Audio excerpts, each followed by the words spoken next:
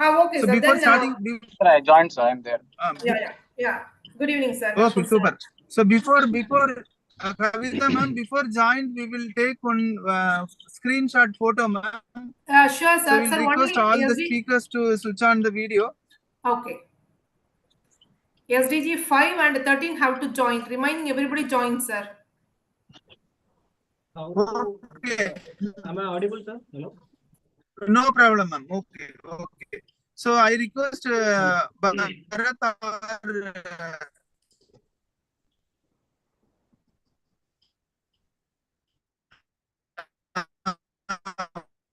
Bharat or Niranjan to take a screenshot of all the pages Yes, sir.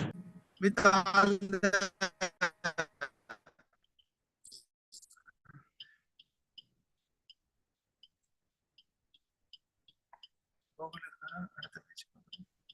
screenshot. You please inform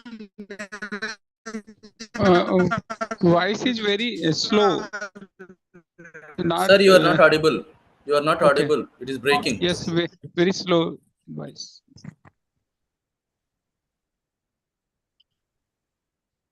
Sir, how to set this background, sir? Hello? Sir, please go to settings. Yes, In the settings, there is a background option. Background and effects. In that, no, add choose background and add it. Choose back. Okay, sir. Choose, Actually, I choose have. background and add the new image which you have downloaded. Yes, sir. I have added, but it is not. Add image. I have enabled it. It is not coming.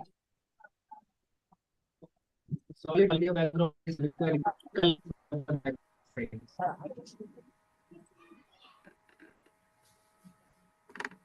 Sir, if you don't mind, let me show you how to set a virtual background. Yes, Okay, okay. yeah, this is the.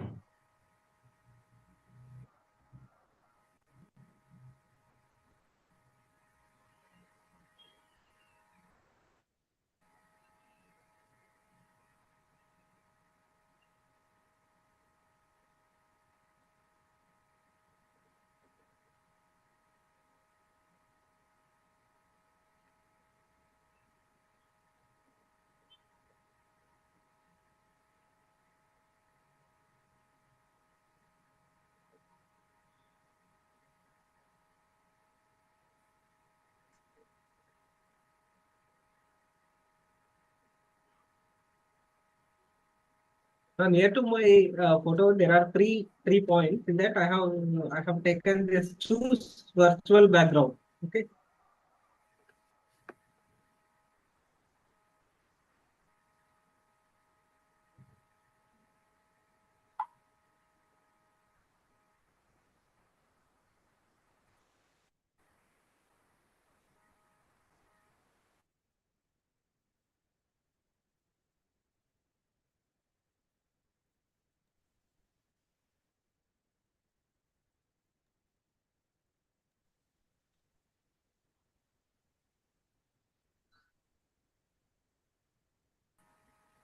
Actually, you have a curtain moving behind you. That's why your background is not visible.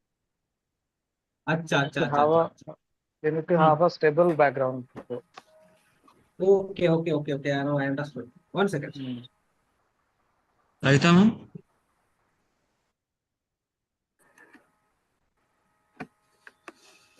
Yes, Bharat. Without any delay, shall we start the session? Yes.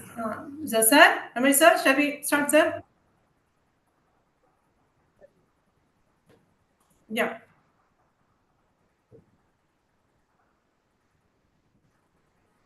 Good evening to one and all present here. This is PSV and Bharat, Aidin VRP supervisor. I'm very happy to see you all of the speakers from various places, with various designations to be here to present about SDG goals. And before going to our main event, let me brief you about what is energy conservation. I mean, we are using a lot of energy for our own purpose. That is called energy conservation. For that, we are making our main motive to save energy. Energy conserving energy is key reducing our reliance on non-renewable resources such as fossil fuels.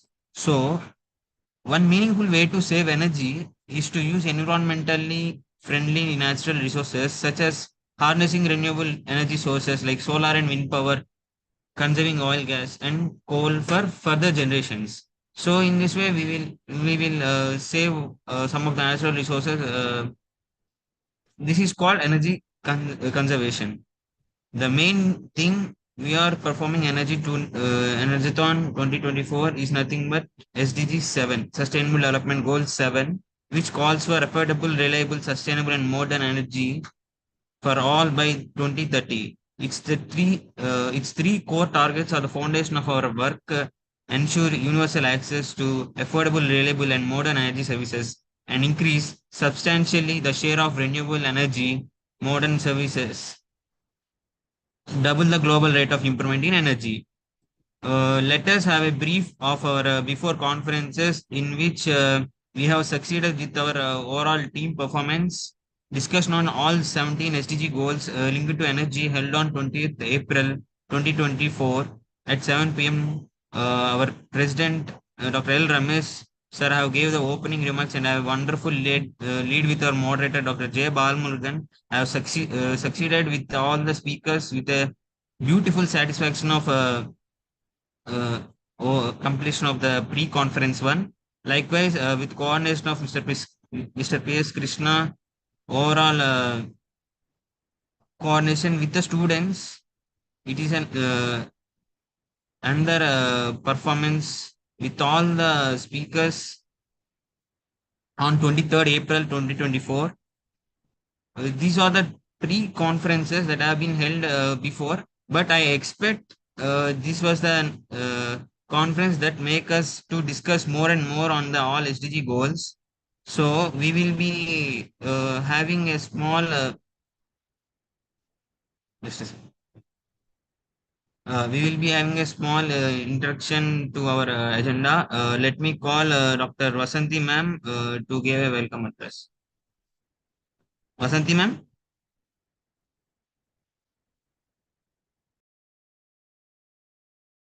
Yeah, good evening. I guess I'm audible. Good evening to all. Very Hello. good evening. You're Good audible. Yeah, evening, good evening. yeah. Thank you, thank you. On behalf of the IGEN Energathon 2024 team, I accord everyone a very warm welcome to the prelude to the grand event which is scheduled on 18th of May 2024. Today's event is the IGEN Energathon 2024 Pre-Conference 3. The ideology and objective of this pre-conference is to deliberate on energy innovation interlinked SDG action. A brief is IGEN Energathon 2024 is a motivational initiative by Dr. L. Ramesh, the president and the key person under whose able leadership this significant initiative is being accomplished. A very warm welcome to you, sir. Keep inspiring. I welcome Engineer D. Gokul, Director of IGEN, who will be moderating today's session. A very warm welcome to you, sir. I warmly welcome all the 17 distinguished speakers who will be sharing their knowledge and deliberating on the 17 SDG goals individually. With your valuable inputs, this pre-conference will definitely give a lot of takeaways for every attendee present here today. So very warm welcome. I accord a warm welcome to Dr. Zahira Javed and Mr. Krishna, who are very instrumental in ensuring the flow of operations in a smooth manner. A very warm welcome, Madam and Krishna, sir. I welcome organizer Dr. E. Kavita, who has been very actively coordinating with all the 17 distinguished speakers and implementing all necessary activities leading to the present pre-conference. A very warm welcome to you, Dr. Kavita. I also welcome Dr. Manimala, organizer of the pre-conference, who has always been of great support through her inputs. A very warm welcome to you, Dr. Manimala. I welcome Mr. Bharat, who will be comparing today's event. A warm welcome to you, sir. I welcome the delegates who have registered for this wonderful program. A warm welcome to you all. I'm sure you will all witness a lot of knowledge sharing today. Last but not the least, I warmly welcome the backstage organizers who are working tirelessly behind the scene and ensuring that all the iGen programs are a success. A very warm welcome to you all. Once again, a warm welcome to you all and thank you. Thank you, ma'am, for a beautiful welcome address. Now I request Dr. L. Ramesh, sir, President of IGEN, to give opening remarks. Sir is having some network issue. You call me. Madam, Kavita ma'am, I joined, ma'am. Kavita ma'am. Okay, sir. Please proceed, sir. Okay, so very happy and very great evening to all the members across the globe, those who are watching in YouTube. And it was very happy occasion that we all are connected here for a very good cause. For our Earth Day, 53rd Earth Day, the whole globe is celebrating. On this 53rd Earth Day, we all connected here for action on energy. So this initiative started in 2020 when the Institution of Green Engineers come out with the concept of planning to have a marathon. Like myself, Gogul and Bala, we had a discussion that in the COVID, we need to do something active. So that came into the picture called the concept of marathon. So then we thought, okay, we need to connect with the globally, then come into the picture Earth Day. So when very fantastically, we had a program in 2020 with 13.36 hours, the world record we attempted, and we received Asia Book of Record. Again, it continued with some recommendation we had communicated back.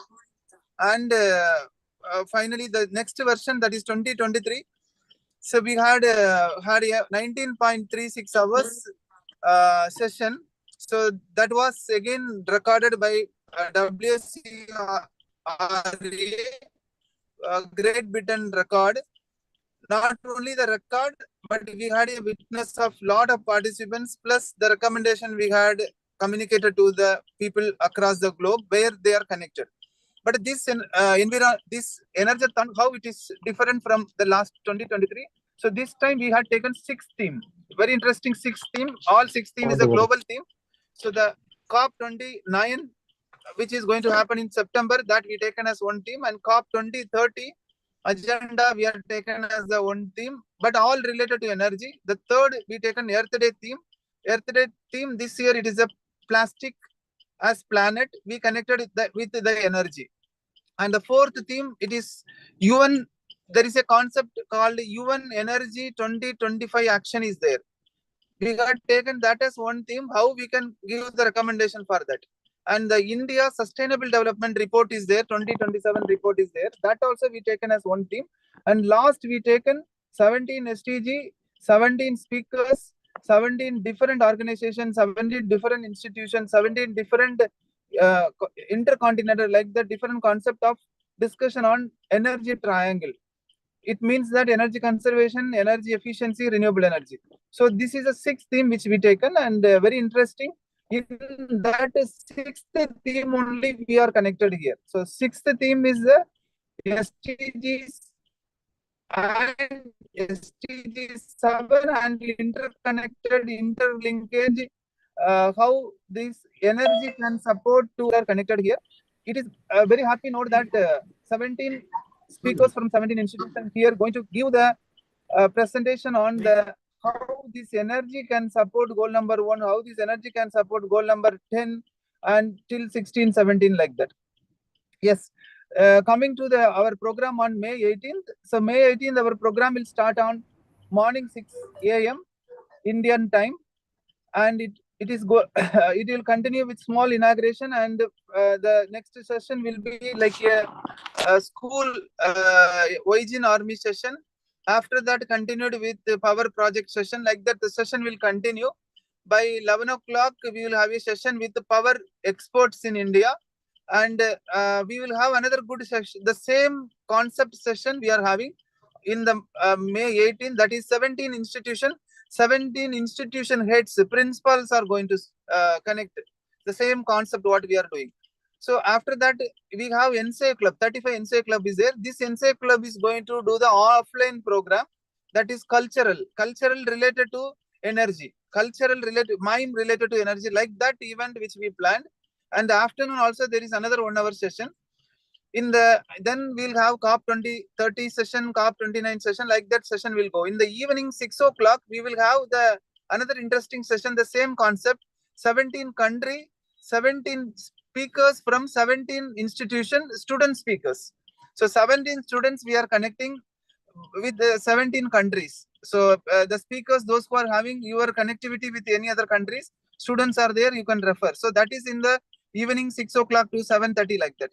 So 8 o'clock, 9 o'clock, like that session will continue with all our partners. Again, the Earth Day theme, like that, it will be continued till night. Night 4 o'clock is the live session by our iGen team. So iGen team, again, they are going to have the night 4 to 5 o'clock, and the next day morning 5 to 6 o'clock is our valedictory. So this is what our very big plan. And 13 partners are connected with us. Tomorrow we are going to launch the partners poster. And it is very interesting. And what all participants will get, that I need to clarify here. So participants will get the world record certificate, because we are attempting new world record this time. That is 24 hours new world record. And another thing, this all team recommendation going to be given by the people. No, we are going to communicate to the team. For example, COP 29 organizing team is there. We are going to communicate to them. We done some deliberation, and this is the recommendation. If any one recommendation is at least discussed in COP 29, yes, our Energathon will be very grand success. This is the idea. We will send the recommendation to Indian government. We will send the recommendation to UN. We will send the recommendation to Earth Day. This is actually the master plan behind this. And participants will get world record certification. Second one, they will receive the SDG 7 contribution certificate. They will receive iGen appreciation, iGen achiever medal. The random quiz we are going to have, that quiz certifications, merit certification, like that. Around 15 certifications are there for the participants. So it is a very big show. I request the 17 institutions to be part of us, and you will be the lead ambassador. We request you will be the ambassador for this. So there is a concept of ambassador also there. The ambassador will lead the team and get the participants, and they will receive the STG promoter award, like that. So there is a lot of things are going to come. Those who are watching today, today we are having a good number of viewers from all the institutions. We'll have a great show, and today our session will be moderated by our iGen director Gohul. Hope we will have a very wonderful session. Already we had have a view of all your PPT. Fantastic PPTs are there. Lot of innovative products on energy is going to be addressed here. Thank you all. Thank you so much. Thank you the organizers headed with Vasanthi ma'am and Manimala ma'am, and the lead, the Kavita ma'am. Very super coordination, ma'am, because it is very tough to connect the people from 17 institutions. So you done a wonderful job, and not only that, the whole backstage team headed with Krishna, Niranjan, and all the team. And we particularly Denish given a very good conduct. Like all the people, we all are together here. Finally, I conclude with STG 17, partnership for the goals. Without partnership, we can't able to achieve anything. So keeping in that mind, we will be having a good show, and we will have a good recommendation today. Thank you all. Thank you so much. Thank you, sir, for wonderful remarks on our overall activities. Now I request Dr. E. Kavita ma'am to give a brief on e-conference 3. Thank you, Bharat. Thank you, Bharat. Am I audible? Yes, ma'am. A very good evening to all and all present here. Myself, Dr. Kavita, organizer for the Energathon conference. Happy to brief about this pre-conference 3. So iGen Energathon 2024, there is ABR, WRCA, and IBR World Record Certified 54th Earth Day indexed third edition of iGen Energathon 2024, ready for this 24 hours marathon to deliberate 6 global themes and provide the suitable solutions for implementation. It is observed that 90% of our global population has connected to electricity in 2019, and 759 million still remain without electricity access, and 2.6 billion people are still without access to clean cooking solutions.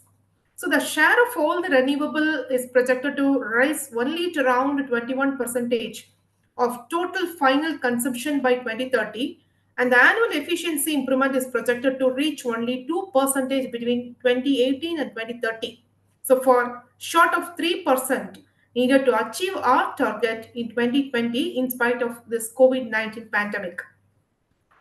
This renewable based energy solutions and also the energy efficiency measures together can potentially achieve 90% of the energy related carbon reduction by 2050. So the lack of energy often causes the cold chains break in emerging economies and also developing countries, which result in this estimated 20% we got this food loss. So the first world solar farm in a refugee camp supports electricity need of 20,000 refugees by providing additional power to the national grid. So this gives rise to the birth of this Hydrogen Energathon, which contributes to energy action and support SDG 7, that is affordable and clean energy. The Institution of Green Engineers conceived the concept of energy action marathon titled Energathon during the COVID crisis with the indexing from 50th Earth Day. The first world record attempted Hydrogen Energathon 2020 was launched and completed with the award from the Asian Book of Records and also the Indian Book of Records for 13.36 hours, non-stop virtual conference with 40 speakers and 10 partners. So in accordance with that, the second world record attempted Hydrogen Energathon 2024 began on this April 22, 24 to commence the 53rd Earth Day. And non this Hydrogen Energathon 2024 is the Earth Day indexed non-stop 16-hour marathon on energy for sustainability in analysis and recommendation for SDG 7 and related United Nations goals. It is scheduled today. The goal is to bring together scholars, scientists, experts, and also researchers, decision makers, and other stakeholders from all the sectors in a single platform to discuss the issues related to energy and environmental protections in sustainable development, as well as to provide the green solutions for implementation. So hence we received nearly 17 academic speakers from 17 states and talking over the 17 sustainable development goals from 17 institutions. So there's an engaged in intense discussion on energy innovation, interlinked 17 SDG goals. So here we got nearly 17 speakers. Dr. K. Muruga Perumal for SDG, going to speak on SDG 7, affordable and clean energy from Telangana. Dr. Bipin Kumar Shivatsava on the topic no poverty, goal 1, no poverty from Uttar Pradesh. Dr. Suresh Mikli on the goal 2, zero hunger from Goa. Dr. Lavnish Talwar. SDG goal 3, good health and well-being from Jammu Kashmir. Dr. Bagali, SDG 4, quality education from Karnataka. Dr. Hari Krishna on SDG 5, gender equality from Gujarat. Dr. Sandeep Das, SDG goal 6, clean water and sanitation from West Bengal. Dr. Amrit Anil Rao Prohit, SDG goal 8, decent work and economic growth from Rajasthan. Dr. J.N. Swaminathan, SDG goal 9, industry innovation infrastructure from Tamil Nadu. Dr. Shivalila, SDG goal 10, reduced inequality from Maharashtra. Dr. Joseph, SDG 11, sustainable cities and communities from Madhya Pradesh. Dr. Nagendra, SDG goal 12, responsible consumption and production from Andhra Pradesh. Dr. Sharath Kumar, SDG goal 13, climate action from Odisha. Dr. Dishore, SDG 14, life below water from Kerala. Dr. Anupama, SDG goal 15, life on land from New Delhi. Dr. D. Anandakumar, SDG goal 16, peace, justice and strong institutions from Puducherry. Dr. Abhiyan, SDG goal 17, partnership for the goals from Meghalaya. So thank you all the speakers for spending a valuable time with us and accepting our invitation. Thank you all. Thank you, ma'am, for a wonderful introduction and briefing of pre-conference 3. Now I request Mr. P.S. Krishna to give an introduction about moderator of this session. A green evening to one and all present here. Very happy to present a moderator introduction for today's pre-conference 03, Eisenhower 2024. Engineer D. Gokul, who hold MS Quality Management and BITS Pilani and MBA Annamalai University and BTech from Chemical Engineer Anna University, who has experience 15 years experience 2008 to 2023 at various levels in quality project research and development area at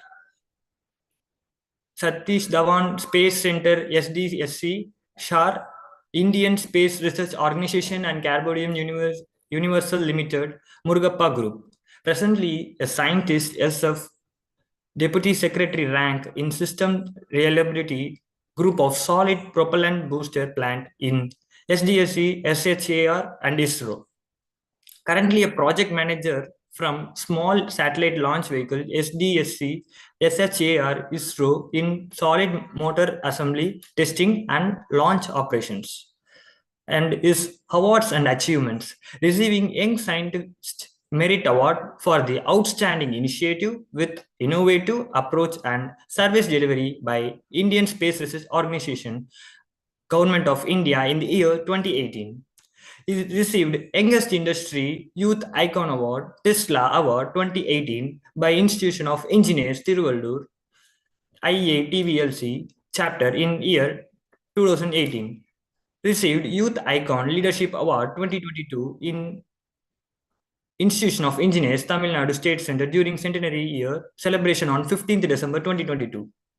He received Best Young Engineer Award 2020 by Institution of Engineers, Tamil Nadu State Center on the occasion of World Engineering Day celebration on 6th March 2021. Worked on various environmental projects and awards.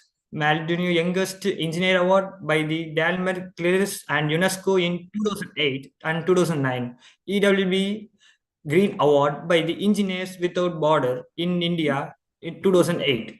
Worked as a mission director for the Dr. APJ Abdul Kalam Space Research Payload Cube Challenge 2021 in association with Dr. APJ Abdul Kalam International Foundation, Space Zone, and Martin Group for launching 100 femto satellite at Rameshwaram for the various steady application in the upper atmosphere with 1,000 students from 108 schools from the nation.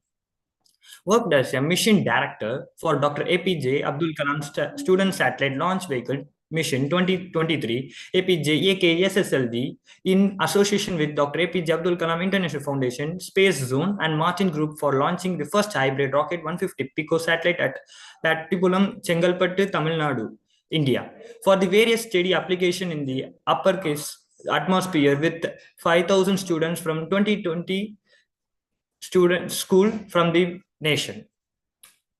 Completed internal auditor on quality management system ISO 9001 to 2008 from LRQA, and is coming to publication, guest lecture, and R&D activities.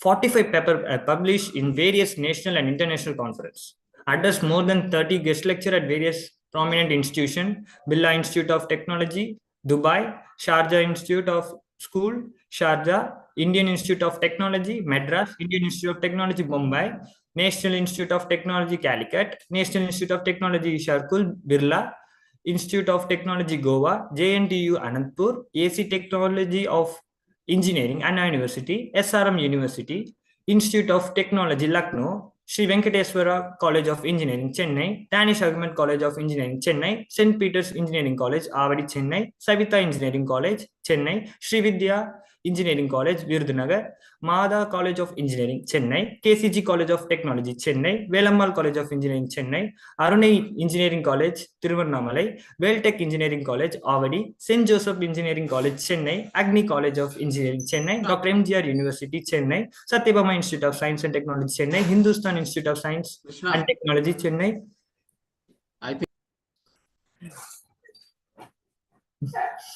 Project proposed on developed or low cost and low maintenance mobile circuit for water publication purification, presented in International Modeling Award, and received for Silver Award for Euro 20,000 for the implementation of the project Daily Analysis and UNESCO.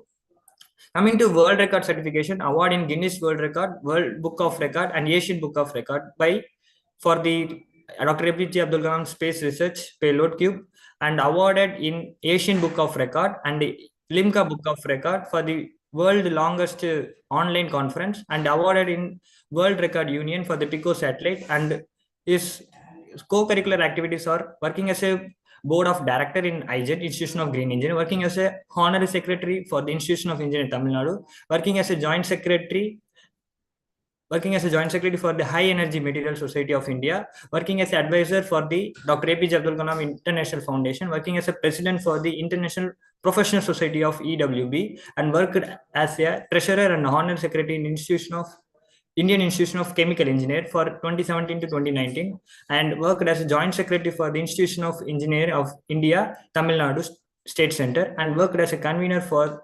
organizer at national level quality day function. Now I would like to welcome our moderator, Engineer D. Gokul sir, for moderating all the 17 speakers from 17 states and 17 academic institutions. Welcome, sir. So thank you so much for the IGEN. So welcome you all, welcome all the speakers from the 17 states for the 17th SDG goal. Definitely, this is a World Book of Record and also an Indian Book of Record and the Asia Book of Record of Energathon as entered with the 2024. This year we have been organizing in a very a greater way, we can say, because the world is becoming so big and the technology is making us so well connected. So with this, it is an opportunity to meet you all in this forum. So I thank Dr. L. Ramesh and also all the organizers and as speakers, definitely, because the speakers were really going to give their own various thoughtful thoughts for the SDG goal and how it is going to link with our World Earth Day.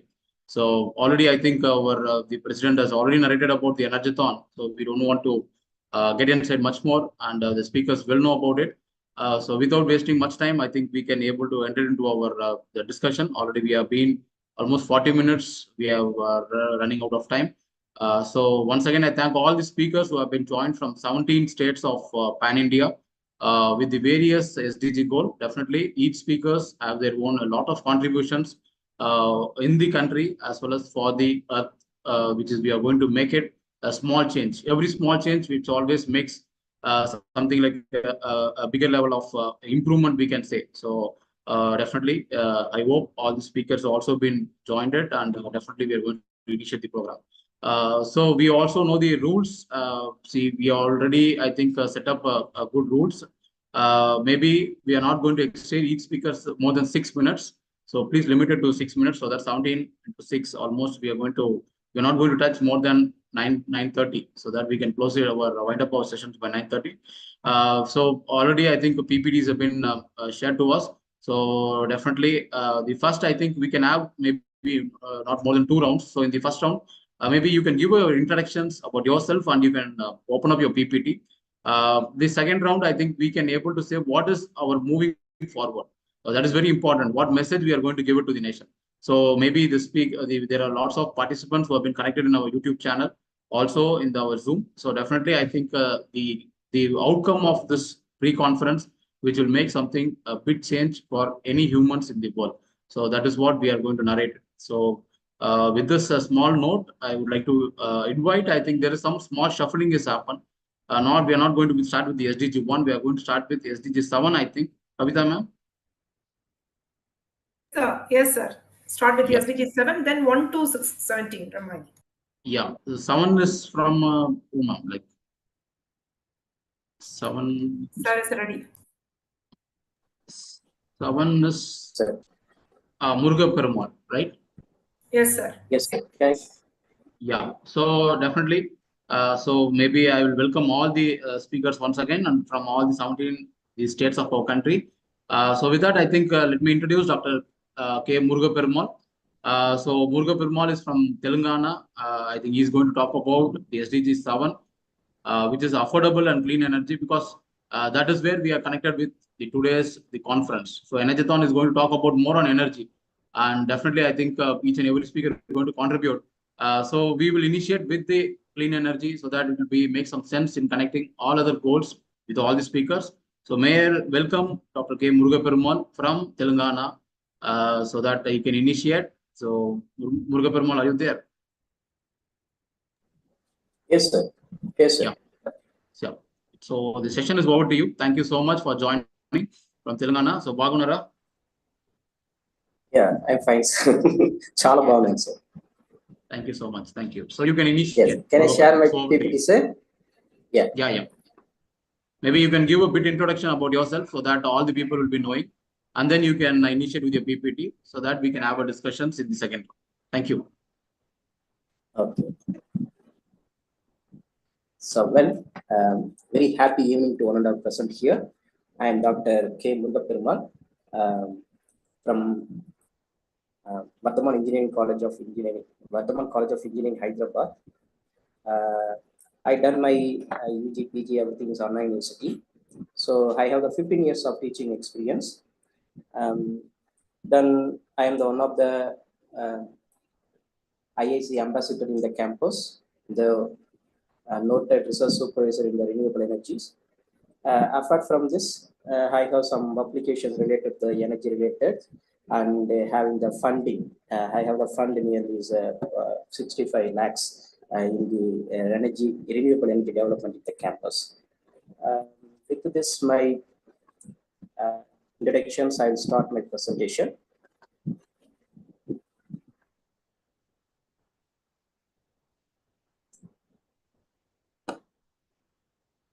Yes. This SDG 7 is ensuring the access of clean and affordable energy to all. At current situations, we want to increase something. That is something we want to increase in the double. Something we want to mitigate into the half of the values. What is that something? First is something that is called energy. That energy is in the from the clean, that is free resources. So that is a clean and affordable. That is easily accessed by all the peoples, all the sector means that is a goal for the sustainable development. So with that motto only, this SDG is added in that UN. What is the current status of this SDG after the goal up to the recent years? Still the 675 million of people is living in the dark. Almost many people affected from the African countries. And it's a four. The out of four, so one people's will affecting to the cooking. That means cooking fields. They are inefficient cooking system they are following. At the same time, our demand also day to day increasing. We are the position to improve it in the clean manners. So our demand is rising. That the demand we are trying to fulfill with the renewable means that is a sustainable development. So at these situations, we out of total installation capacity, nearly 30% we are attained. Sorry for the disturbance. Your PPT is not moving. Yes. Your PPT is not moving, sir. Please present. Yes, sir. Yes. Present your PPT. Yes, sir. Are you able to see, sir? PPT moving. No, sir. It's still in same position. Please give to the slideshow and present for start. Otherwise, I think you can close your videos. Maybe your bandwidth is down. So you can close the video, then you can present it.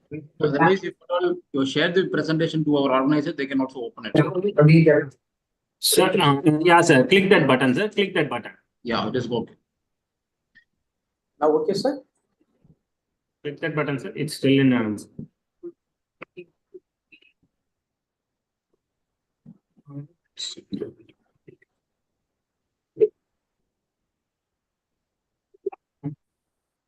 So otherwise, from the team, you can open Yeah. Otherwise, please close your PPT, sir. I will share in my side. Yes, yes, yes. We have a stop, PPT. Stop share. Yeah, I will share you the PPT. Yes.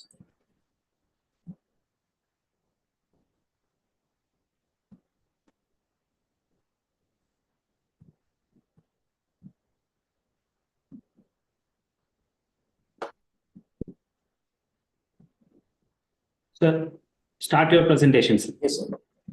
Yes, first slide, sir. Next slide. Yeah, this is I'm trying to convey to the audience. From the drafted year to the up to present year, up to the 2023, the many backward countries also they developed the energy consumptions. They increase the energy consumption. If a developed countries is before that 90 range of energy consumption they are utilized. Now they attain the 10% of 100% of energy consumptions. Similarly, is the developed country, underdeveloped countries also they improve the power consumptions from the 30 range to 50 range. That is a remarkable development we are attained through this goal. After that, what is the share in the renewable share on this energy consumption? So that is also the appreciate level of improvement we are observed. From the transport sectors, nearly 3.2 to 4% we are attained. Electricity, the pure electricity concerns, we are 22 to 28%, the improvement we are attained. Is apart from this, for heat development purpose, we are trying to use the biomass. That is also sufficient quantity. That means some reasonable quantity we are using. So the wastage, that means bio wastage removals. So based on that agendas, we are trying to get heat energy from the resources, that biomass also. Next. So this is present performance index on this SDG 7 goal related. So first indicators, it is the how much peoples they access energies easily. So according that, comparatively is at 2010 to current year, that means previous up to the 2021, that figure is reduced. Nearly 1.1 billions of people suffer from the electricity access. Now that figure is reduced to the 675 millions. That is also remarkable development we have seen in this indicators. Second one, that eco-friendly resources for the cooking. So that is also 6.9 billion to the 2.3 billions. That also is reduced. So that is also a remarkable attainment we can see here. We are that indicator showing the positive indication only, but it's not enough. We want to accelerate this goal for next level. Third one is a contribution of the renewables energies. The contribution of renewable energies is 60% in the year of 2010. It's now is a 19.1%. After that is a energy ratios. The before that 1 megajoule of energy we want to get it from means 5.53 US dollars is needed. So now it's become the 4.63. That means what are the renewable component is that the component investment is going to down, that manufacturing cost and all the infrastructure cost is going to down. That is helping us to promote this goal is the next level. Finally, that investment already we have the sufficient level of the infrastructures. So now is a margin improvement only needed. So that point of view, that investment is going to down from 11.9 US billion to the 10.8 US billion. Next, sir. Next slide, please. Yeah. This is the next action we are going to follow to promote this goal into the next step. To attain this remarkable values, we had the many challenges in the terms of the renewable energy promotions and more renewable component enhancement and awareness related to renewable energies. And if you only the renewable energies, what is the main challenges means is a mitigated sources. It can't produce a power supply continuously. So what is the solution of that? So that is also we are alerted now. So instead of the one sources, now trend is the mixation of the multi sources, solar with the wind, solar with the biomass. So that the best combination, that is the best combination for to meet out the current energy scarcity demand. So here some of the action points related to the implement of this goals in the next level. One is increasing the access to the energy, and promoting the renewable energy, enhancing energy efficiency. Enhancing energy efficiency in the sense that means outdated equipment replaced with the new one. Then is a five-star based equipments we are trying to use. So like that, energy conservations, that means renewable energy is very precious energy. That energy we are injecting to the very outdated equipment means it's a one type of wastage. So instead of that, the precious energy we are keep it in the updated equipment means that is a clever thing. So that is also one of the steps we are going to follow in this area. With the next slide, please. Yeah, these are some of the innovative promoting technology for the renewable resources. Energy from the solar, energy from the wind, energy from the biomass. So wherever the possibility is there, we try to improve it. So here is a photovoltaic technique is one of the important thing. And here the photovoltaic that material, manufacturing materials, is a lot of the revolutions happened. Before that is a silicon based material only. Now is some of the organic, inorganic combinations we are going to use. So before that is a material weight and the material thickness, everything is we are considerable. Now there is no limitations. It's a thin plane, solar plates are available. We can install wherever the surface, wherever the flexibility is there, everywhere you can install it. So day to day, wherever the sunshine is available, that portion is a chance to incorporate our solar cell, we can develop it. After that, this solar panels, we can improve its efficiency when it's in the cooling environment. Why can't install the solar panel in these surfaces of the water levels? Because water levels is a open means is the water evaporation is there. So to avoid that, suppose we install in the solar panel in these surfaces of the water ponds and water resource area means that two benefits we can attain. The water evaporation, unnecessary water evaporation, we can solve it. At the same time, the solar panel available in this, the cool climate means its performance is going to increase. If you in the normal climate, is the performance is nearly is a 25%. Means if it's a cool climate means is increasing one more percentage we can increase. So that situation can create to the energy increment, energy efficiency increment arrangement. At the same time, this solar panel we can install in the middle of our car also, because car needs some shadows. It needed. At the same time, that car is producing some humidities. That humidity is supporting to the increase in this energy generation. So two-way benefits we can attain. So these are the development happening in these renewable-based photovoltaic systems. Apart from this, the recent trend is the building integrated photovoltaic system. That means before that, one building is need energy means we want to develop from the solar. Now the building itself can develop the energies. So wherever the possibilities, we are try to increase that energy from the renewables. So that is the next motto of to promote this system into the sustainable development. That's all. Thank you. Yeah. Thank you, Dr. Mugaperumal. Definitely, I think you brought some new area, especially on the smart innovations, we can say, because we need to, I think, target both the areas. Might be on energy, or might be on water, or might be on something greenery.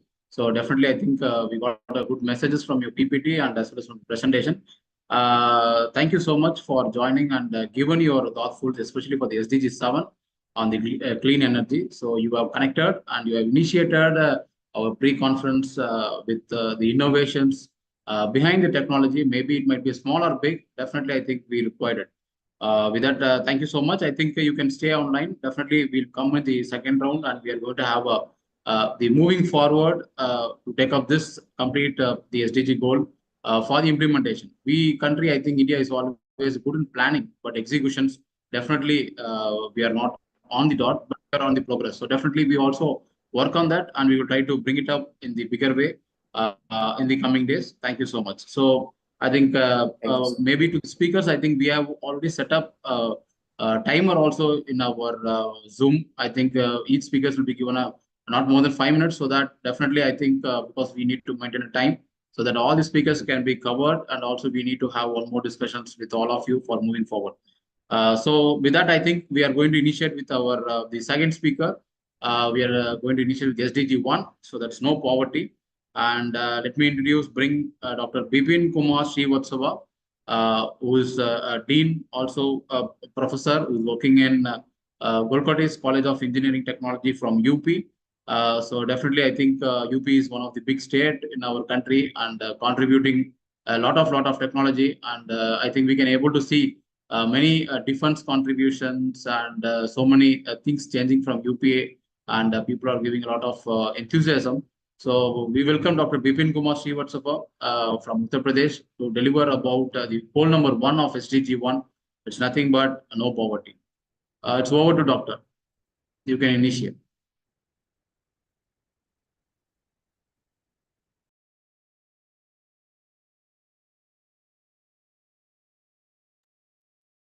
Thank you, sir. I'm Dr. Bipin Kumar Srivastav, and my topic is SDG 1, stand for Sustainable Development Goals first. So sorry for the disturbance. Please present your screen. Okay. I'm audible, sir? In down corner, there is a presentation. Sir, I'm audible, sir? I'm audible. Yeah, you're audible, okay. Dr. Bipin Kumar. Only I think screen should be Sustainable Development Goal focuses on ending poverty in all its forms everywhere. It aims to eradicate extreme poverty, and I cover this in energy and innovation to help eradicate poverty, and in terms of removing all things. And renewable energy access ensure universal access to affordable, reliable, and modern energy services, particularly through the expansion of renewable energy sources such as solar, wind, hydro, and biomass.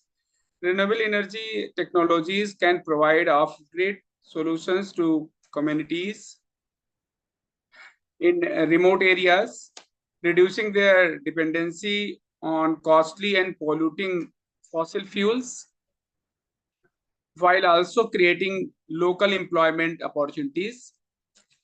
And energy efficient solutions promote the adoption of energy efficient technologies and practices in household, business, and industries to reduce energy consumptions and lower utility cost. This can include energy efficiency, efficient appliances, building insulation, lighting system, and industrial purposes, optimizing for resource efficiency. And innovation. Share your screen. Your slides are not changing. Your slides are not changing. Please go to the slideshows and information about regarding ending poverty, SDG 1, briefly introduce this. I am covering to discuss surrounding SDG 1. It's crucial to emphasize the need for holistic approaches that combine economic policies, social programs, and intervention targeting marginalized communities. These strategies should focus not only on increasing income level, but also the providing access to education, healthcare, social protection system, and empowering individual to break the cycle of poverty.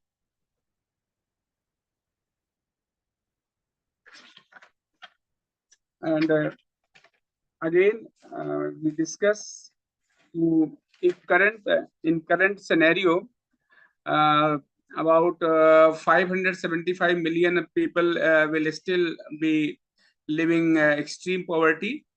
Only 1/3 of countries will have their national poverty level, and many of the world will population remain uncovered by social protection, but in low income countries, only 8.5% for children 7.9% of vulnerable people, middle class, and other is older is covering in 23.2%. The cycle social protection ratio is this. And again, we discuss performance index of SDG 1, display the performance index indicating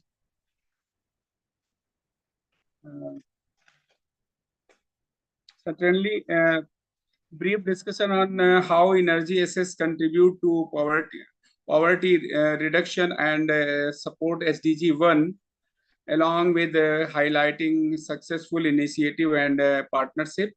Energy solution for poverty reduction, access to modern energy services play a vital role in poverty reduction by enabling economic growth, improving living standards, and enhancing overall human development. Here, empowering communities, reliable energy access empowers communities by providing opportunities for income generation, entrepreneurship, and job creation. That's criteria adopted and removed to SDG 1 poverty. And in energy solution, discuss in general energy access to contribute to poverty reduction, highlight success initiative and partnerships, and emphasize role of clean and affordable energy in achieving this goal. Innovative solutions, basically solar power microgrid used for the this community, provide electricity to remote community. And solar powered microgrid after a sustainable and reliable source of electricity to remote communities, addressing energy poverty and for fostering economic development. These microgrid consists of solar panels connected to battery storage system and distributed network providing electricity for lighting, powering appliances, and supporting small businesses like energy access, economic empowerment, and community development to help.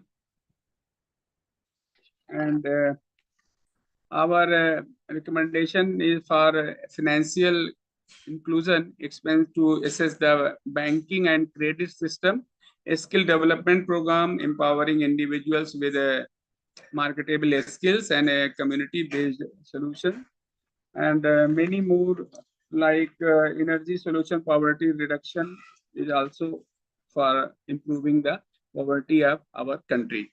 Thank you. Thank you, Professor Dr. Bipin Kumar. Definitely, I think you brought good suggestions because the no poverty is one important task of our country. Still, we are an independent nation for 75 years. Still, many of our states, many of the people, still they are under the poverty line, and the government is also working in a lot, I think, to promote them. Definitely, your recommendations, I think you said financial inclusion, skill development program, community-based solution. It's a need of the hour. Today, I think we are seeing government has brought Skill India. Maybe that has been initiated, but I think it has to reach to the complete every point of our country, so that an improvement of every individuals can enhance. And it is not only a skill which is required for the people, basically with the degree holders or the engineering. It may be any people, maybe a mason or maybe a paint industry. He is enhancing his skill. Definitely, he can be a global level of persons where he can give his solution. So once again, thank you so much for your recommendations as well as your PPT. And definitely, you have given with the thoughts of no poverty with our Energathon of the conference. Maybe we will see in the upcoming sessions or in the end of the moment how we can able to club all the 17 codes in one picture, and we can able to submit our recommendations to the respective bodies. Thank you once again. Thank you so much once again for joining. Maybe we have initiated with the first the goal of no poverty.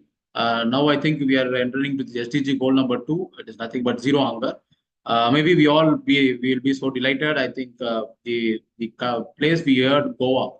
I think Goa is always like very pioneer for everybody's part of the life, because we think Goa, it is always something kind of a jolly momentum, or we'll have a happy momentum. So maybe from there, we have a speaker, Dr. Suresh Mikli, who is joining from Goa, and he's going to deliver about the SDG number 2, which is none other than zero hunger. So welcome, Dr. Suresh. So we are very happy to connect with you from that also from NIT Goa. So definitely, I think the hunger-free nations is very, very important. What the Bipin Kumar was said about the no poverty, I think it's all interlinked connected. So definitely, we will hear from you. It's over to you, Dr. Suresh. Thank you.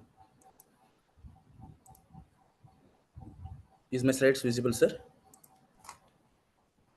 Yeah, it's visible, sir. Start your Yeah. presentation. So, good evening, one and all present over here. First and foremost, I'd like to thank again Energathon organizers as well as moderator, each and everyone who are behind this. I would like to congratulate them as well as I would like to thank them giving me an opportunity to deliver a small talk on SDG Goal 2, that is a zero hunger. So, my presentation goes like this. Today, I'm going to discuss what are the targets, what are the indicators, progress, government initiatives, responsibilities, as well as the energy, how it will influence the zero hunger. So without delay, so I'm Dr. Suresh Mikli, working as an associate professor in the electrical department, NIT Goa. I have completed my master's and PhD from NIT Rourkela.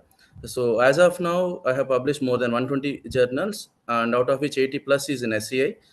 And I have other two books which is published in CRC Press. They are related to power quality issues, more or less on energy. And one book I'm writing for Power System 1 for AACTE. I have been selected, and I'm working on two projects. So one has completed already, second one 36 lakhs, total of 76 lakhs worth projects I'm working, which is given by Government of India. Then as of now, I have completed 4 PhD scholars under my guidance. Now 9 are working. The 4 are worked on PV integrated systems, electrical vehicles, and converters. So as of now, I have delivered more than 125 lectures. So without delay, so let me take you to the zero hunger. As everyone knows, see, more than 600 millions of people are worldwide are projected to face the hunger in 2030. These targets I have considered from United States. Okay, by 2030, there is a possibility more than 600 million people worldwide are projected to face the hunger. So, how to mitigate or how to achieve zero hunger? So, we are trying to see in the next slides. So, here, due to hunger in the country, there is a possibility we may achieve. So, what will happen is there is a stunting will happen or wasting will happen. So, what is meant by so here I will show you there is a composition of global hunger index is there. There is a, it's called as GHI. 3 dimensions generally we will consider. What is that? Inadequate food supply. We are not providing adequate food supply. Child mortality, child undernutrition. These are the 3 dimensions we will consider to measure how the hunger is. Okay, so that is inadequate food supply. So under this, we are having 4 indicators are available: nourishment, under mortality rate, wasting, and stunting. What does it mean? Undernourishment means it measures the inadequate food supply to the people. It may be elders or it may be children. So there is more number of population is available, but the supply is less. When you consider second one, child mortality, what does it mean? Due to hunger, due to unavailability of food, there is a possibility of deaths are happening in the at the childhood itself. And due to hunger, we are also having wasting and stunting is available. What does it mean? Wasting is low weight for the particular height. People are not developing or physically not stronger. They are not gaining their weight as per their height. That means lower weight for their particular height. What is stunting? Stunting means low height for their age. So due to hunger, there is a possibility of deaths is happening. There is a mortality. Due to hunger, there is a possibility of growth issues are happening. Okay, so we can see there is a possibility here. If you see by 2030, 148 million people will be stunting. That means there is a possibility of low weight will happen. The wasting is 45 million people will happen. And one more thing, there is a possibility of in the women's, we can see the anemia. So what targets we are having? These are the problems we are having as of now due to zero hunger. So how to make a zero hunger? So there is targets were set by United Nations. It is you have to ensure access to the safe, nutritious, and sufficient food to all. If we are able to provide sufficient food to everyone, we can avoid stunting. We can provide the nutritious food, and we can provide the safe food.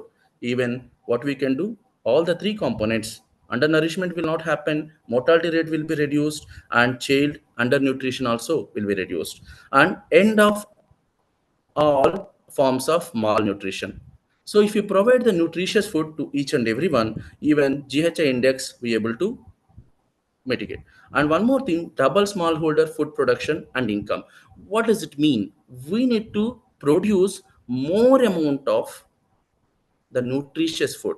So for that one, if we able to provide the nutritious food rather than organic food generation has to be done rather than inorganic food.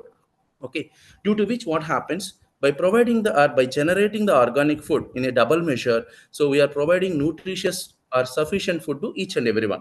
And we also need fourth target is you need to deliver the fourth one is we need to deliver sustainable, resilient food systems. Okay, so we need to see the sustainability in the food chain systems, and also we need to maintain agro diversity and increase the investment in the rural infrastructure. We need to correct the or prevent the world agriculture trade distortions and ensure the proper functioning of the commodity. So these are the targets we are having. To meet these targets, what government has taken the initiatives, we will see that. So government has taken some initiative to meet these targets. What targets are there? So national food security system government has initialized. What does it mean? So national food security, through that 10 millions of rice they need to produce, wheat, millets. So they are supporting the more amount of the food are double, you might see here. So they are targeting to with this. So double smallholder food production can be possible with the help of National Food Security Mission. Not only that, they have also initialized National Mission Sustainable Agriculture. They have initialized Mission for Integrated Development and Horticulture. They developed, and Rashtriya Krishi Vikas Yojana also they have considered. National Livestock Mission they have considered. Midday Meal they have considered. And National Food Security Act they have considered. National Nutritious Mission we are having. So targeted public distribution systems are there. So with the help of all these initiatives, we are going to achieve these targets. So zero hunger can be done, or we can end the hunger with the help of all these initiatives. And this source is taken from Niti Aayog. Now, what is the progress we are having? Okay, so already we have seen in 2015, 589 millions of people are experiencing the hunger, and by 2030, there is a possibility it may increase to 670 million. So, with the help of all these initiatives, we can reach or we can end the hunger aspects.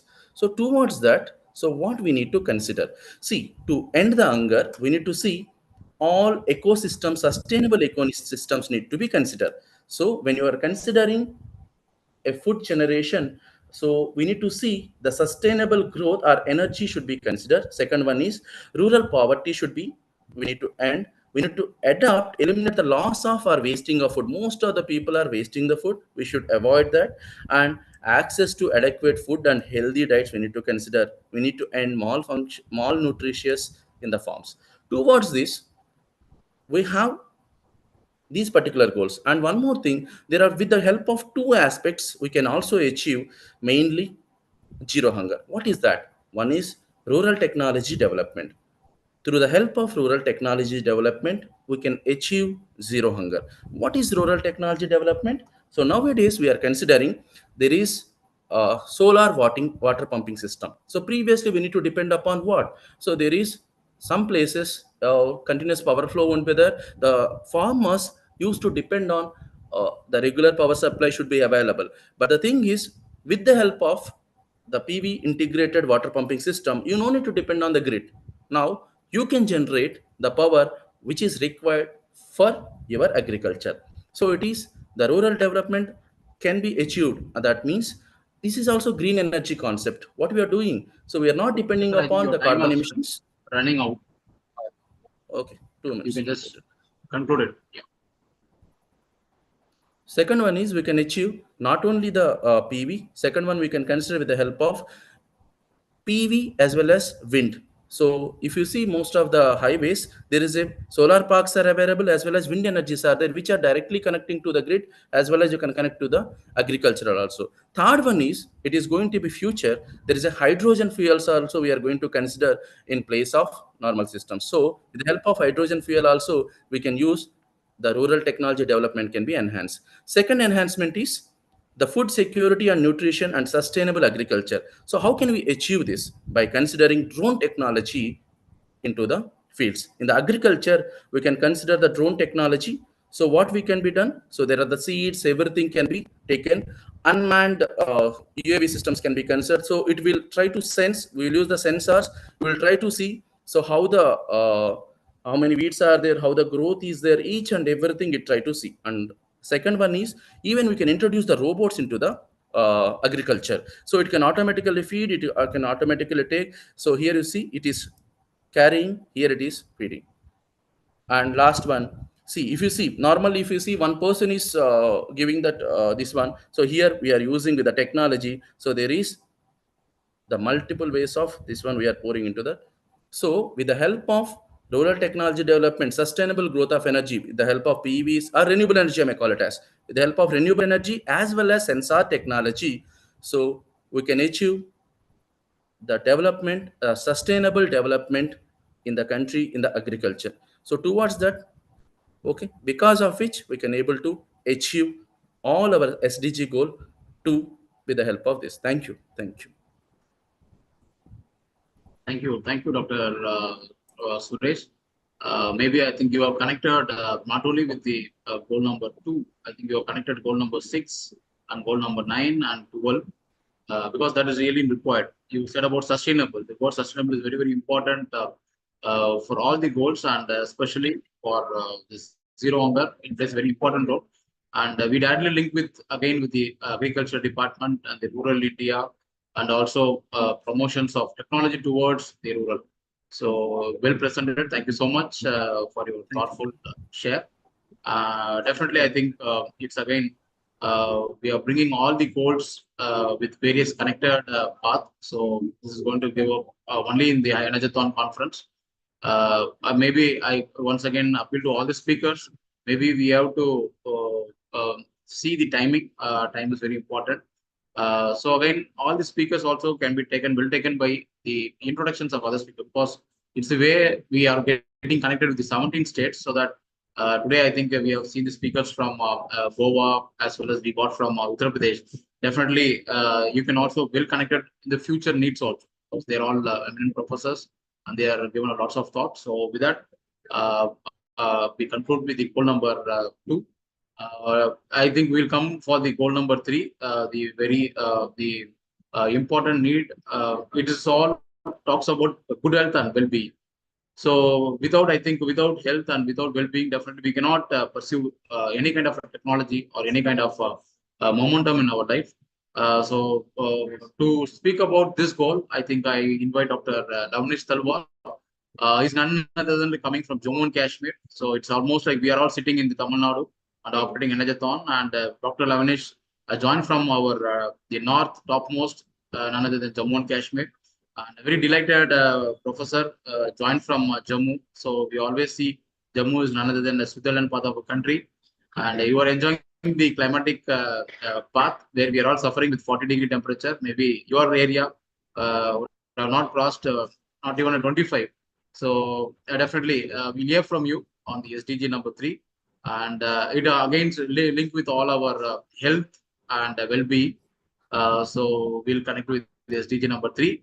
Welcome, Dr. Lavnish Talwar. So it's over to you. Thank you so much. I think it is audible as well as my PPT is visible to all of you. Give me just a remark so that I will start my presentation. Yeah, it is visible. Okay, thank you so much.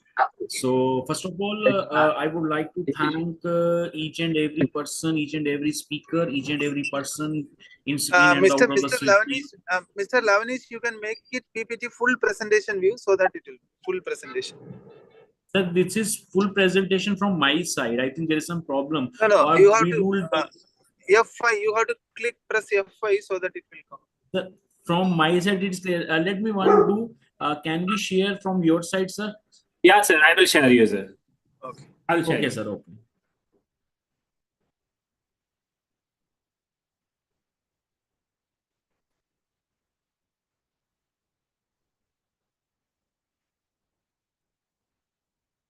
Yeah, thank you so much. Thank you so much.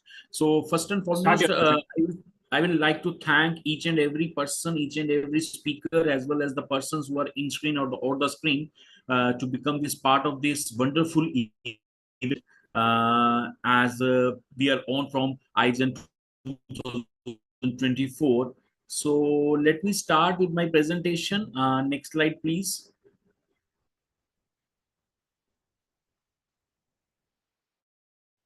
Yeah, first of all, I will give my brief introduction to each and every person to be present there.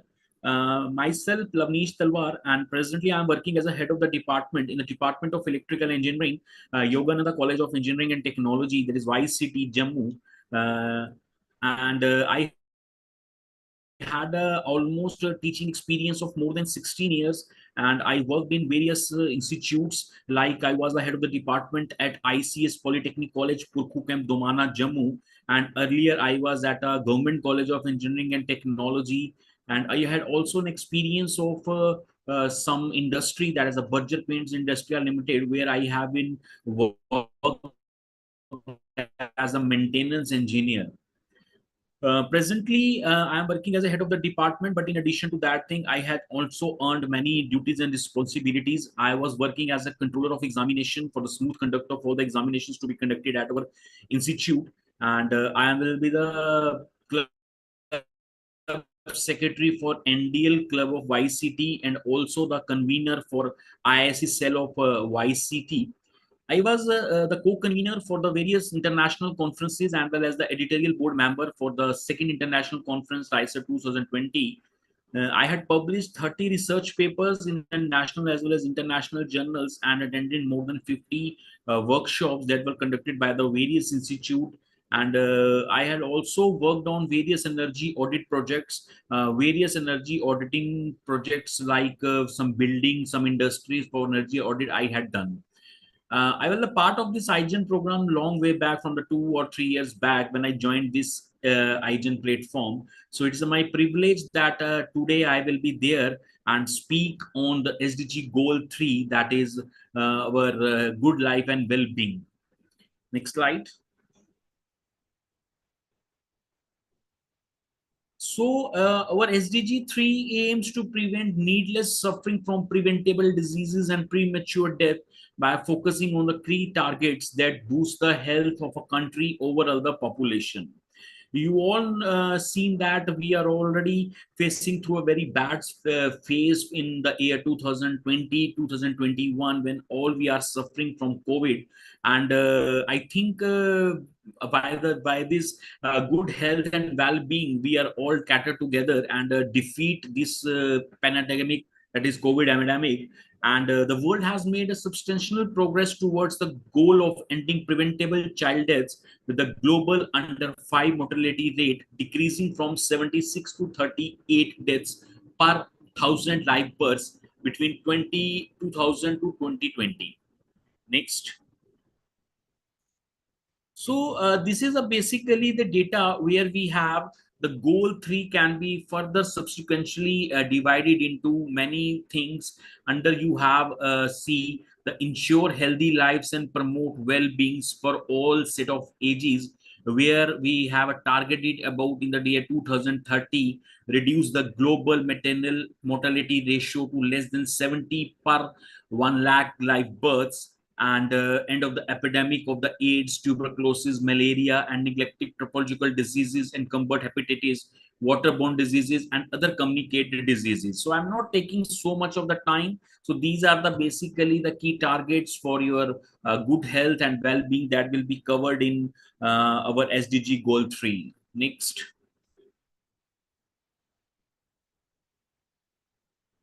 So if I go on this particular slide, you can see that there are certain key facts about 36.1 million people globally were living with HIV in the end 2015, and 2.1 million people were affected by HIV in the 2015 by the end of the 2015, and 1.8 million people died due to tuberculosis in 2015.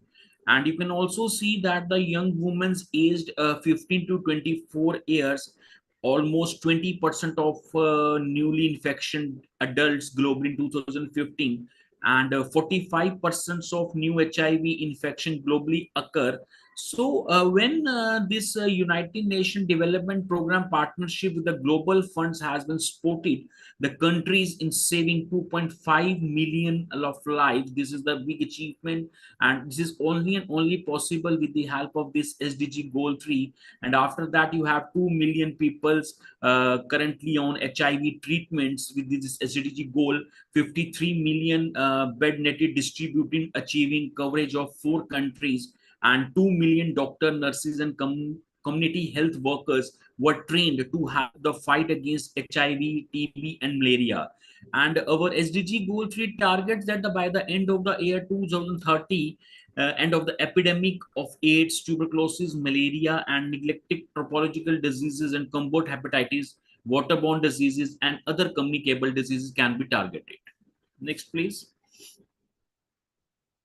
So there are many innovation that we have done in the field of this human wealth as well as the well-being to support the goal 3. There are very, very important, you can say that the innovative ideas that will become in the market, like we have telemedicine platforms where you can communicate with your doctor, best doctors in the country, best doctors in over all the globe, where you can share your reports, you can share your diagnostic reports and all that. So this is the innovative product that supports the global 3. And in addition to that, there are health information system on a one platform. You are all things to be catered in only one platform, where there is a pharmacy, there is a primary care, there is a hospital, there is a laboratory, and you all will become in the one platform. And the third one, that is a healthcare robotic, which will contribute to the major contribution to the SDG goal sport 3, that is your healthcare robotics, where the robotics but doing major surgeries, and the overall response from this healthcare robotics is very, very good. So these are certain innovation products that supports the goal 3. Next. In the coming days, we have an innovative solutions to support our goal 3, that is AI driven healthcare solution. Because in today's scenario, we all know that today is the scenario of your artificial intelligence. The time will come when we have to get application of this artificial intelligence. We have an algorithms for the medical image analysis. In an early days, when you have to share your x-ray reports or the MRI reports to one to the another doctor, you had to take in from a hard copy manner. But now the technology has adopted, we have a coding, we have a specialization with an AI driven tools, so we can transfer our images to the one and another doctor, so that we can get a very, very good health. We are getting a very, very good treatment across the country. In addition to that, there is one another innovation product that I cover, only the 2 innovation products, that is on mobile health. So create mobile health apps for the self-monitoring system, because we all see in today's scenario, almost all the ages, there is a one important, you can say that thing to be noticed, that depression is the one of the most important criteria that each and every person to be getting in mind.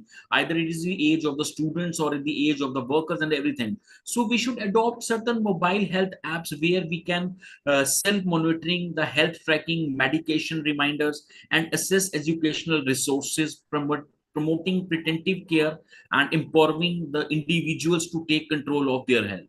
So with this, I think this is a little bit an idea that how this SDG goal can be achieved. The shortest possible time, I'll try my best to cover each and every prospect. So this is all from my side regarding the SDG goal 3. Thank you so much.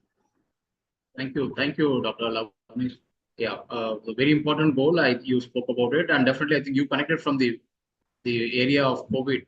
Maybe we are all sitting inside, but definitely, I think psychologically we are not disturbed because the technology is connected with us.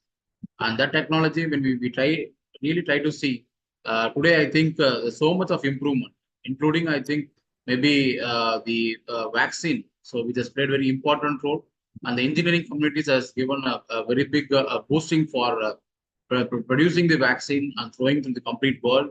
And entire India was vaccinated, and we said goodbye to the COVID. Coming to the SDG goal of the goal number 3, and you brought a good innovations package, we can say, because now Industry 4.0 is playing a very important role, and especially the AI has become a very important tool for our daily needs.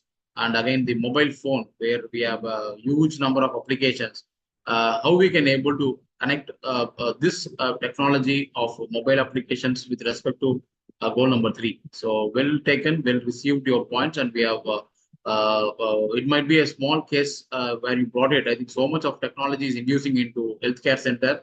Not only this energy where we are bringing out from the technology oriented, we have so much of energy, including you see the yoga or the meditations or breathing therapy.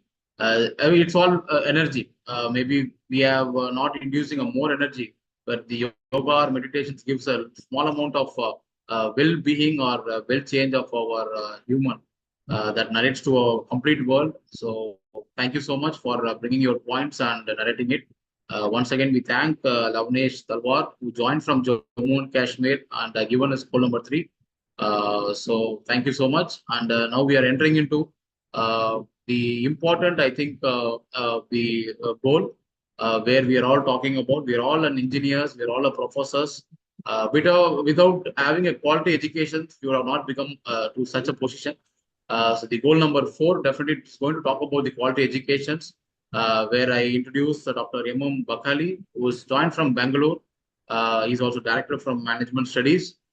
So Bakali, it is over to you. So you can initiate with your goal number 4, quality education. Thank you so much.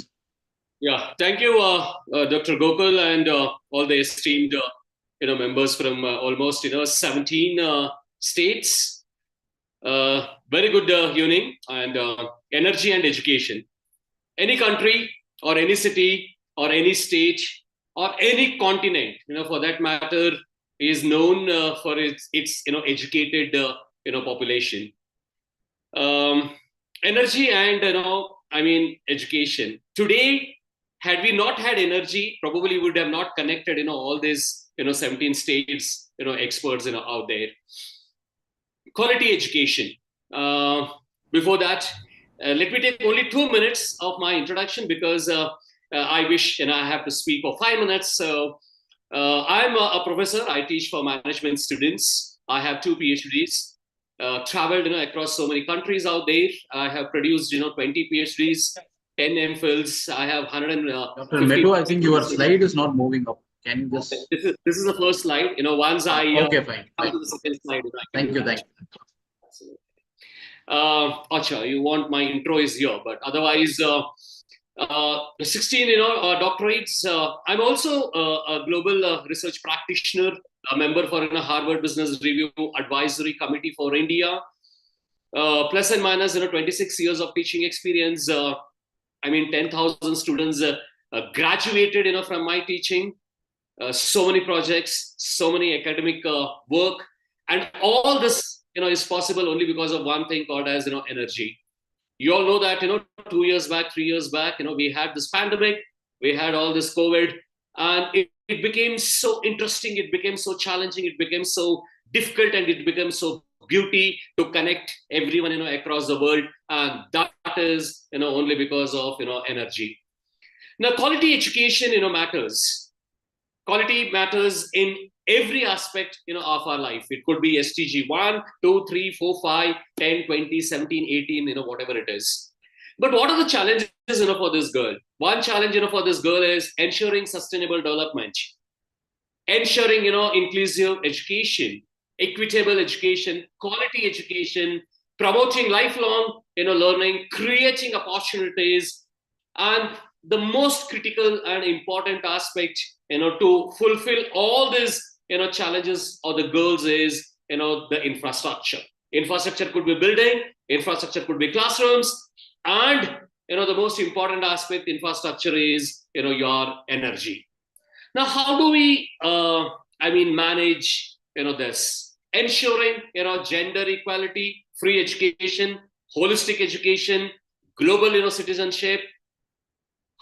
All this can be possible, only through a concept or only through an intervention, called as, energy. Sustainable development.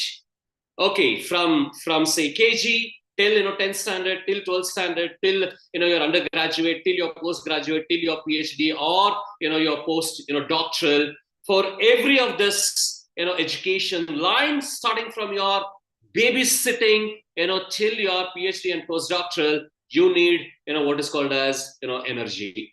So we want to ensure sustainable development across all these stages in life. We need energy. We need to generate energy. We need to use energy. Everyone speaks today about a concept called as quality. Yeah, quality does matter. Quality as far as how do we offer an education, quality as far as your infrastructure, quality as far as the teachers who come in the class. It could be school education, it could be intermediate, it could be college, it could be university, or it could be more than that. We also need to create opportunities. Yes, there is an education, there is quality, there are teachers, but all this would end in a circle if you create opportunities for the students to excel in whatever profession that they are.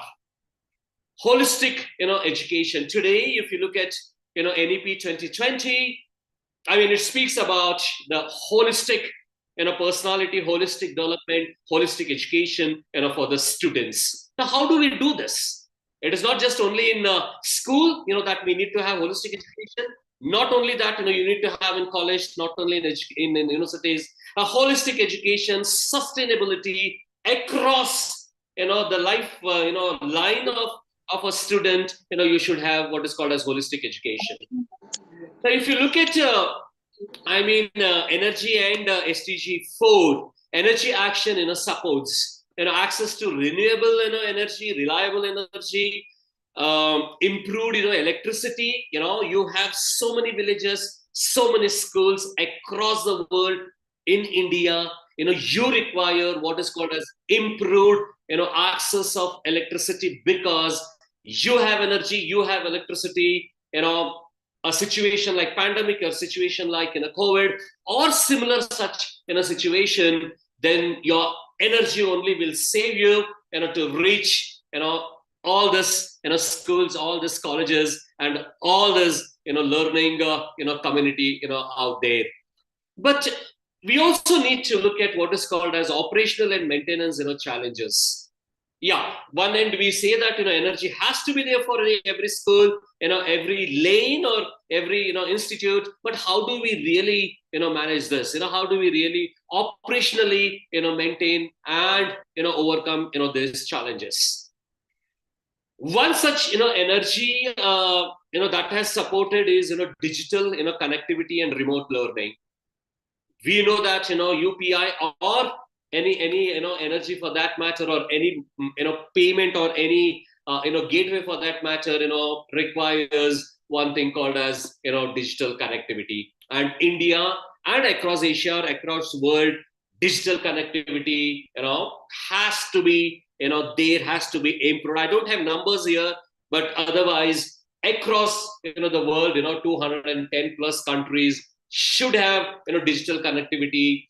Remote learning, a beautiful example is your pandemic out there. We could connect across students, we could connect across professionals across the world. I did this. Several of the experts who are there today in the meeting would have done connecting across people in the world, and and a great learning out there, that what is sustainability. It is not just only I mean during pandemic or emergency that you need to have this connectivity. You should have sustainable connectivity across people out there. Yes, rural electrification through solar has seen a great improvement across.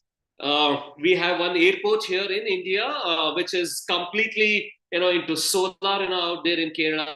So this is an advantage of energy, how it brings economic development out there.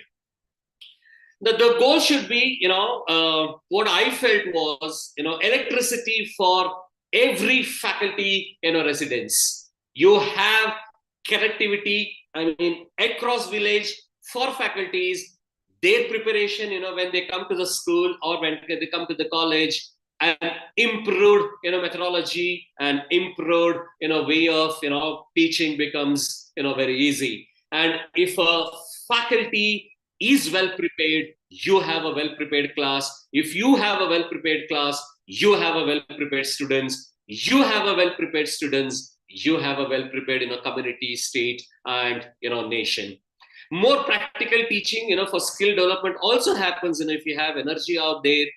I'm not sure, but in Karnataka state, we have free electricity for 2,000 units. If this happens, across wherever in the world, probably we can see energy into education, making a great stride. So faculty, students, institutes, I'm not sure, but free electricity around 24 hours, all 365 days would bring a revolution in education, in quality education, in sustainable education, and in holistic personality development of any of the student. It could be 4th standard, 5th standard, 10th standard, UG, or it could be a PhD students, or professors like us would take an advantage of energy in coming with innovation, innovative way of teaching and pedagogy. I'm glad that I'm there in this meeting, and I had the quality education. Last time also I said that quality also depends on the faculty, and faculty moreover depend on the energy. So more energy, good faculty, good teaching, good nation, good world. So entire world should be known for an educated population who is there and who brings in economy and raise the GDP of across countries out there. I'm glad I'm there with Aijin and a lot of other professors. I was listening, and I will listen till whatever 16, 17 out there. And thank you very much for this. Thank you, Professor Khalil, for your quality education. Hope so. I think already we have entered into the technology-based educations in the COVID. So all the online education has initiated, and India is already connected with that. Today, I think we are also connected with the same path. Maybe the energy, what you have spoken, is very the need of the hour. Definitely, I think government is working, maybe not only in Karnataka, maybe in Tamil Nadu, Andhra Pradesh. Everybody started giving at least minimum 100 units of energy, especially in the rural India. Definitely that has to enhance. And very important point, the teachers and professors should have been equipped with more quality. So that will percolate into the next generation of students, so that definitely India needs such a very wonderful, or we can say a strengthened group of teachers, because already I think today we have seen so many pioneers in our country who have been shown to the world because of their educations, maybe Microsoft or the UK Prime Minister or anybody else we see. So definitely Abdul Kalam says the very important persons whom we like and love is only teachers. So definitely the quality education should initiate with them.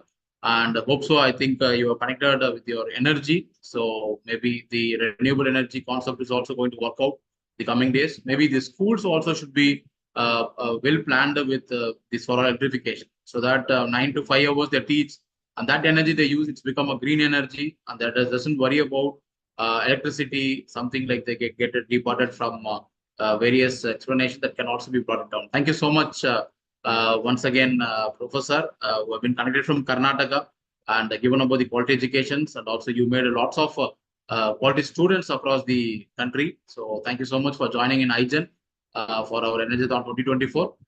So we will jump into the next goal without wasting much time. So the next goal, we are going to enter from Karnataka and we are going to enter into Gujarat.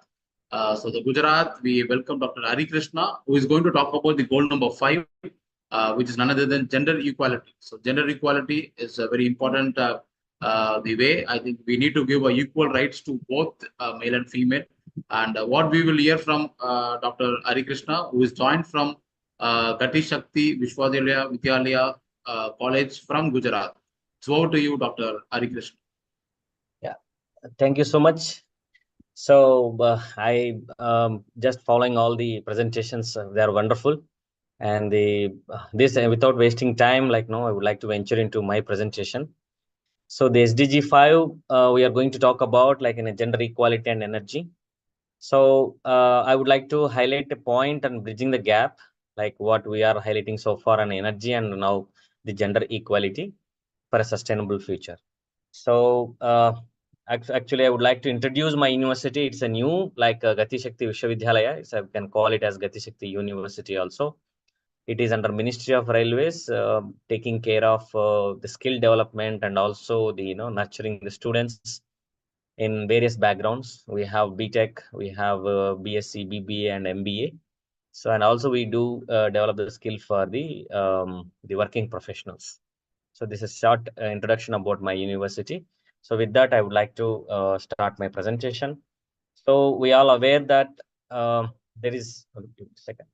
So there is a connection between the sustainable goal number 5, which is a gender equality, where empowering women and girls, we can say there is a wide category of people under these things also. There are working professionals, there are people working for home, there are also people who are in politics, there are people in various backgrounds. So they're all engaged in improving the quality of life from various dimensions. So there should not be any discrimination. We feel that there should not be any discrimination and violence against women as well as girls. We have to give equal priority to them along with others, and providing equity and upbringing their life and upbringing their quality in terms of education, work, and political participation. That's what the gender equality are all about. However, there is one particular area where we are also lacking. As shown in the picture, people are lack of access to clean energy. People are exposing to the toxic environment where do not have access to the resources to survive. Therefore, we have to bring them into the mainstream by providing the clean energy and also, or we can say, the alternative energy. So that's where we are connecting this both gender equality and also affordable and clean energy. We can say why gender equality is that the woman participation is more in terms of providing, means bringing this energy for either for the cooking purpose or other means they're spending more hours in terms of that. So the main problem with the lack of energy access, especially the burdens more the women than other, like especially collecting firewood for cooking purposes. So they are disproportionately affected by lack of access to energy. In many developing countries, that we'll see in the next picture, like in the coming slide, that women are primarily responsible for household chores, including cooking and collecting firewood. So lack of access to clean and efficient energy sources forces them to spend more time and effort on this task, limiting their opportunities, especially for education and also employment and income generation and many other, like exploring their own habits. So those things are all they are unable to access. So this is one point where we have to focus on also. This particular picture shows where the amount of time the women are spending on collecting fuel per day. And also there is this particular graph is showing about share of population relying on biomass for cooking. On y-axis one side, on the right hand side, we have number of hours spent in the developing countries. On the left hand side, you can see on the share of population relying on biomass for cooking. You can see the green and green dots. So you can clearly see that across all the developing nations, the share of population relying on biomass for cooking is almost equal. It's very high in the total proportion. So, and also it's showing that there are so many barriers for girls and for the women when we are when they are accessing many things. So these barriers has to be removed to improve their benefits like a climatic action, economic opportunities, and also bringing them into the mainstream, providing leadership quality. They will improve the leadership qualities and also the quality of life. So working together to promote and improve the gender equality in terms of energy, like promoting the use of clean and efficient cook stoves, investing in renewable energy, and also empowering women in the energy sector. Especially the third point, which highlights that women should be encouraged to participate in the energy sector as entrepreneurs, engineers, and policymakers. So this will definitely help in energy solutions are designed to meet the needs of all community members. So remaining, almost all the speakers are talking about like a clean and efficient energy and also investing on renewable energy. I need not to repeat those. So it's like by taking some necessary action, we can bridge the gap for sustainable future. Everyone role is appreciated in that case. Okay, with that, I would like to conclude and thank you so much for the opportunity. Thank you. Thank you, Professor Dr. Hari Krishna from Gujarat. Definitely, I think you have brought a well point about the energy with linked with the gender equality, and also you narrated statistically globally because like so many underdeveloped nations still I think they are suffering even for a small gas stove or might be a cooking issue, and that again bring back the equality among the gender in a very improper way.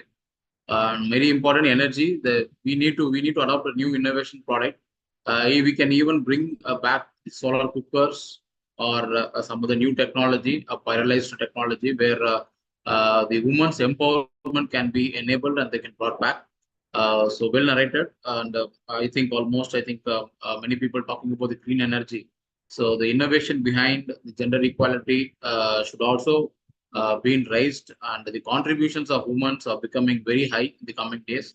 Maybe we try to see the Western world or in the America. I think the women's leaders are playing very key role. Maybe the vice president of US also a woman, and but we try to see again in India. I think the president of our country is again a woman who signs up a very important policy level for our nation. So this has to be enabled, and we need to think about how the women's education should also properly nurtured, and the energy contributors by us should also be important. Thank you so much, Hari Krishna from Gujarat, and you have points well taken. So we are stepping into the next the goal. So before that, I think we have the one conference which is happening globally. It's not other than the Energathon. It's the third conference which is happening. So this is only one Energathon which is having India Book of Records, Asia Book of Records, and World Book of Records. So we are going to institute the next level of World Book of Records in May 18th. So I request all the participants who are joined in Zoom as well as in our YouTube channel, please stay tuned on May 18th to see the 24 hours, the live conference, the only one concept on World Earth Day. So without wasting, we are entering again from the west of our country. We are just traveling towards the east. So the east is nothing but the speaker has come from West Bengal, who is going to talk about the important fact that is SDG goal number 6. It's none other than the clean and water and sanitation. So let me welcome Dr. Sandeep Das from Kolkata, who has been joined and who is going to deliberate his views about the goal number 6, which is nothing but again the clean water and sanitations, and he's going to combine his effect with our energy. So over to you, Professor Das. Thank you, sir, for introducing me. It is a great privilege for me to be the part of this iGen Energathon 2024, and to be one of the speaker among all the educated and privileged faculties. It is a very well opportunity for me. So I am Dr. Sandeep Das. I'm from Brainware University, West Bengal. And I'll be talking about the clean water and sanitation, that is the SDG goal 6. Now, clean water and sanitation is one of the most important and crucial goal that we need to look into, because without water and without having access to clean water, the whole existence of ours is becoming void. So as we see that the clean water and sanitation is the right for each and every species, not the human being, but for each and every species. But as we see, the earth has abundance of water, but the amount of water which can be used is very less. And the today's topic that we cover is the energy and to form a synergy between the energy and the clean water. So as we see here that water and energy go hand in hand, because without water, uh, energy cannot be generated in many cases, and even without energy, water cannot be treated uh, and supplied to or distributed to the whole lot of population that we have. In most cases, it is seen that the population who has lack of access to water is also having lack of access to electricity, and these two go hand in hand, which leads to vulnerable diseases and food insecurities. So it is a very point of concern to us, which leads me to the present context of the scenario that we are leading on to SDG 6. Now, if we see that still billions of people are out of reach of the clean water access, and the target of 2030, which I have set, says us that we need to accelerate it by 6 times to get drinking water to everyone. For sanitation, we need to accelerate by 5 times. For hygiene, we need to accelerate by 3 times.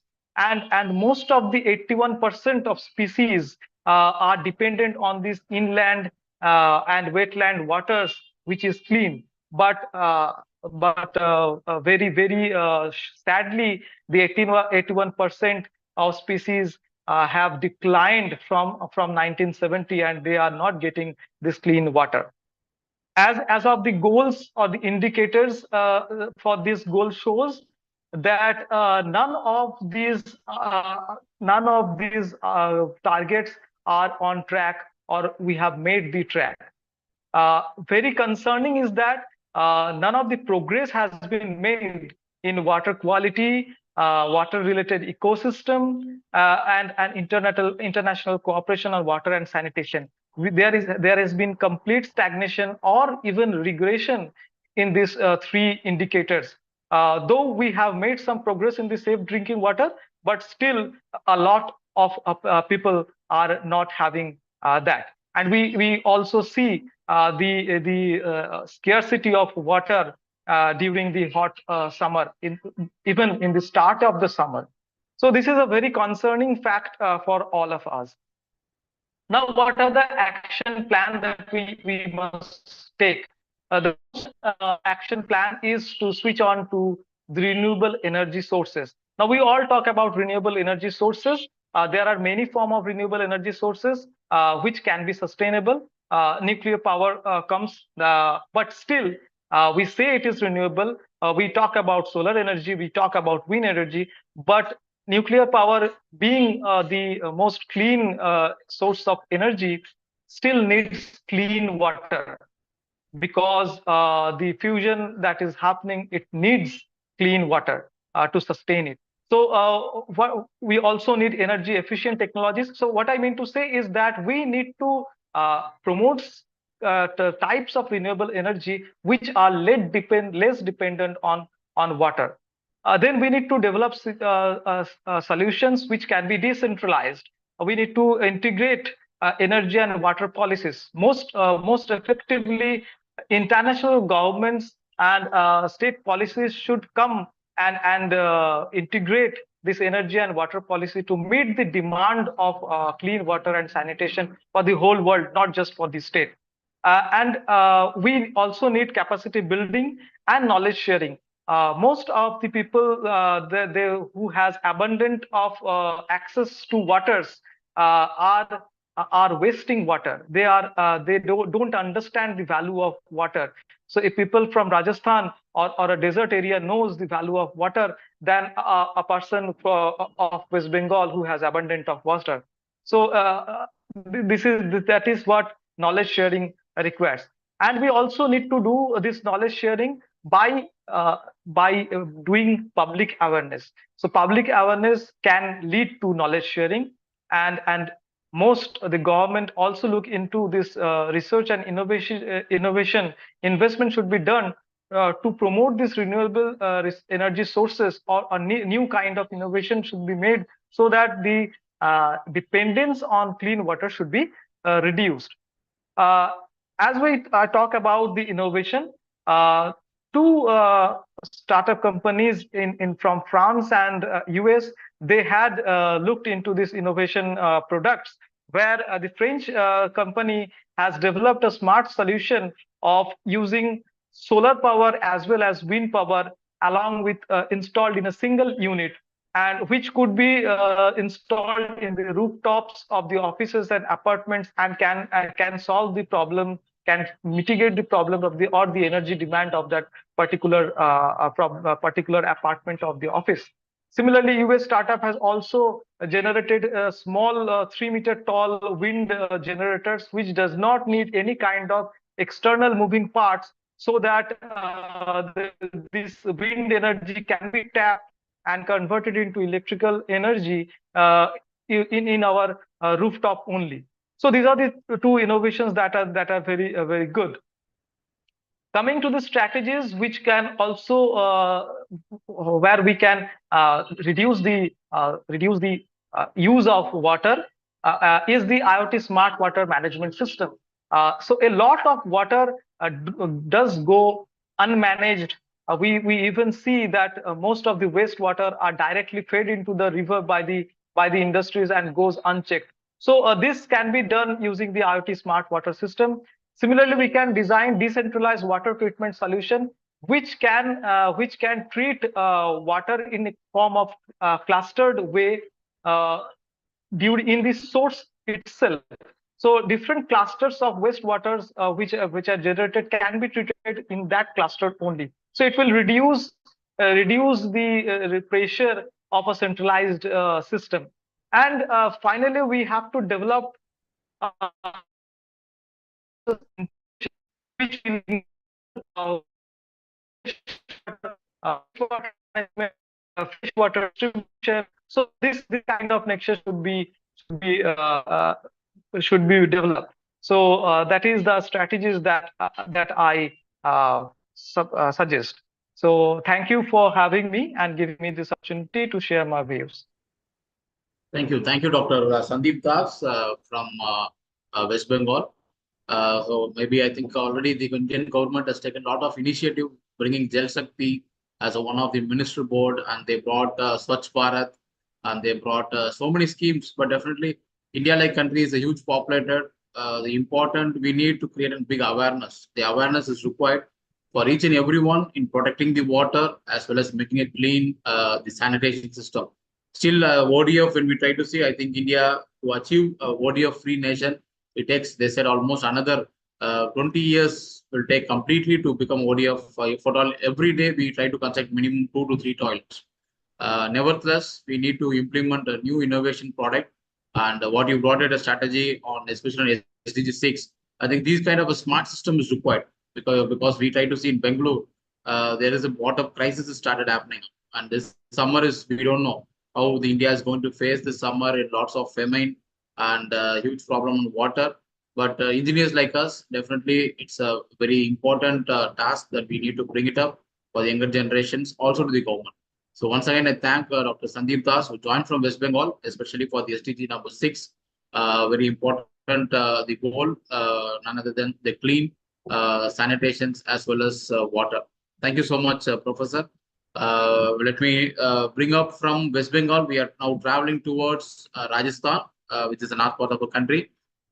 We have a goal number 8. Already we have completed goal number 7 by Dr. K. Muruga Perumal from Telangana. So we are entering into goal number 8 with a decent work on economic growth. We have Dr. Amrit Anil Rao Prohit, Professor. Maybe I request all the speakers to be on time. So we are running out of time actually, so that speakers can bound to be on 5 minutes so that we can complete it. It's over to Professor Amrit. So you can initiate. Professor from Rajasthan, from Udaipur. So who's entering into goal number 8 is none other than decent work on economic. So over to Professor. Thank you so much for joining. Thank you, sir. Sir, am I audible? Yeah, you are audible and your PPT is visible. Okay. Sure. Thank you.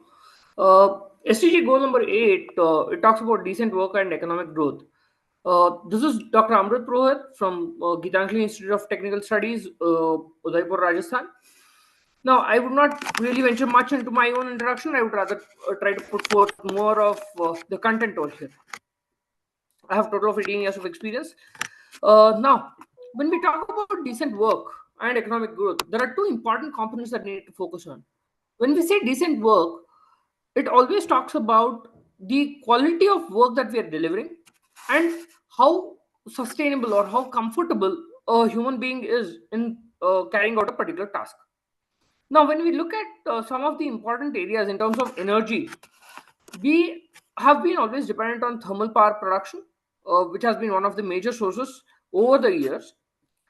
Now, when we talk about thermal, we are talking about a lot of coal being burnt, a lot of hazardous environment that is existing. And now, what we need to do is we have to automate a lot of systems over here so that the human intervention in this particular area can be reduced by protecting the human life and providing a decent work environment for the people who work in the particular energy generating sector. Now, it is not just about energy generation. We also need to improve the quality of energy transmission and delivery. Now, when I say this, I'm talking about the number of people who die due to the short circuit that takes place at very high voltage levels. Say, for example, when we are transmitting power, we generally transmit it at 11,000 volts. And there are a lot of people or even animals which get killed because of this high electric and the magnetic field that we are generating. Now, we need to provide a sustainable life for all the other creatures as well for their existence. This is one part that we need to focus on. The second part is the economic growth. The economic growth is always directly proportional to the amount of power consumption that we have as on date. Earlier days, when we were kids, probably when we were 20 years, I'm talking about 2000s, we were always being told the growth of any nation is always depicted by the amount of cement that is being consumed by the nation. But now, in 2024, when we are talking about it, we always talk in terms of the power that is being consumed by the country besides the amount of economic growth that is taking place. Because every single device, every single work has needs electrical energy for the development. So the two important things that we are going to talk are decent work and economic growth, which are totally dependent on the electricity. Now let us move into the most important part of it. Now let us see what are all the different power generation sources that we have and what is the contribution each one of them are making in terms of job, because job, decent work is something which we really need to focus on in terms of SDG 8. Now, if you look at this particular graph from 2012 to 2019, the next graph we'll be looking at the further years. If you look at this, the amount of employment that we had produced was 7.3 million people to 11.5 million people presently in 2019. Now, as you go ahead, we'll be able to see furthermore. Now, if you are able to look into this, you can see that the yellow sector that we are talking about is the photovoltaic power generation. The number of people who are employed were only 1.4 million in 2012 and has almost gone beyond 2.5 times to reach 3.8 million in the year 2019. Now, this shows the amount of renewable energy we are able to produce over the period of time. Now, the bioenergy is something which is a critical part, which is 2.4 million employees to 3.6 million. That is a growth of 50%. That is where we are burning the fossil fuels and we are producing energy. Still, we are looking at a pretty large number of people who are employed in this particular sector. And similarly, if you look at the wind energy, the growth has been only 50%, from 0.8 million to 1.2 million. And if you look at solar heating and cooling systems, it has been more or less the sustained value, no further growth in it. Now, if you look at hydropower, the amount of employment has actually gone down. And this is something which we have to really look forward for. Solar energy is very good. We are able to harvest a lot of energy. We are able to put across a lot of people to work in case of solar. But hydropower is something which we need to refocus on and try to come up with more power generation there, wherein we have a lot of potential that exists. This can reduce the amount of fossil fuel burning that we're looking at. This is one point. Now, when we look at the further parts in 2021 and 2022, we further look at the fossil fuel component, wherein the negative growth is being seen. 1.07 million jobs have been lost in these sectors, which is a positive indicator for the employment sector as well, because these were the most hazardous ways of generating power. And if you look at the greener areas, which is your renewable energy, which is energy efficiency and power grid utilization, we see 5.49 million jobs have been created. This is an excellent growth in terms of 10% of the GDP per year. So what we are looking at is people entering into more of a sustained growth and earn a decent life that each one of us deserve. Now, there's one more important thing that I would like to highlight over here when we talk about employment. The gender equality component we always talk about. See, one point I would like to add over here is there's only 32% of women employment in terms of the energy generation sectors. Now, why is this low? Because of the highly hazardous environment that we had because of the fossil fuels that were being burnt. Now, in most hazardous environments, generally it is men who take the lead and women do not get the equal priorities. Now, as and when we are moving towards more of renewable energy resources, as and when we move towards more of solar energy, wind energy, and a cleaner energy, and the environment is also going to be much cleaner, we can always see a larger number of women participating in these jobs and taking over in the next few years, which will be, say, probably by 2030 or 2035, we'll be able to see about 50-55% of women taking part in the power generation. Now, the last part of my presentation, where you can see by 2030, the amount of power that is going to be produced is going to come down by 2.1 million, wherein we are again talking about employment statistics to minus 2.1 million people, or that indicates 2.1 million people losing their jobs in terms of coal, and 0.6 in terms of oil and gas, which is basically about 2.5 million people, or almost close to 3 million people losing their jobs in these sectors which are hazardous. Whereas we can see a lot of positive things on the other side, wherein we have the critical minerals, innovative technologies, end use of renewable energy, bioenergy, and these positive things, the grids that we're going to have, the solar energy and the wind energy, these areas will give a lot more jobs into the decent work parameter, which will empower more women to enter into these fields, giving a cleaner mode of energy. So having said this, I would like to conclude that the future of energy is going to be clean energy, and we are going to live in a more sustained environment, giving more priority to women to involve, to contribute, and develop our civilization. Thank you. Thank you so much. And I thank IGEN for the opportunity that they have given me to share my knowledge. Thank you. Yes, Dr. Amrit, definitely the last slide, what is shown itself, is speaking about our the decent work. So importantly, I think the engineering contributions to build up this world is a bigger level, and definitely I think the shift of jobs is also happening up. Maybe the industry 4.0, 5.0, and importantly, we always try to see the clean energy. So united about the clean energy is going to give up a lots of a bigger like a scope of energy or scope of knowledge to the entire world. Thank you so much. I think you have brought out the a simple example in the initial slide, and you ended up with how the employment shift is going to happen in 2030. Definitely, thank you so much, Professor Amrut Purohit, from joining from Rajasthan and describing about the SDG goal number 8. Thank you so much. And once again, we are all in the pre-conference 3 for the Energathon 2024. Definitely, it is the only one conference which you are going to run up for 1,440 minutes to attempt a world record. To a common goal, what we are going to talk about is for the World Earth Day. So the Energathon is organized by IGEN. So to fulfill the energy sustainability.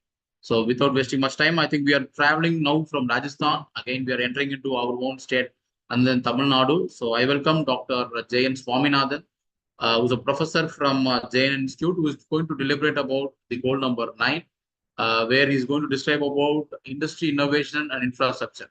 So maybe I think till goal number 1 to 8, people have spoken about more about the connecting about this goal number 9. We will hear from Swaminathan how he is going to narrate it and how he is going to connect with energy sustainability. So it's over to Dr. Swaminathan. You can take up the session. Thank you so much for joining. Yeah, thank you, Google. Am I audible? Yes, you are audible, and your PPT is also visible. Yeah, thank you so much.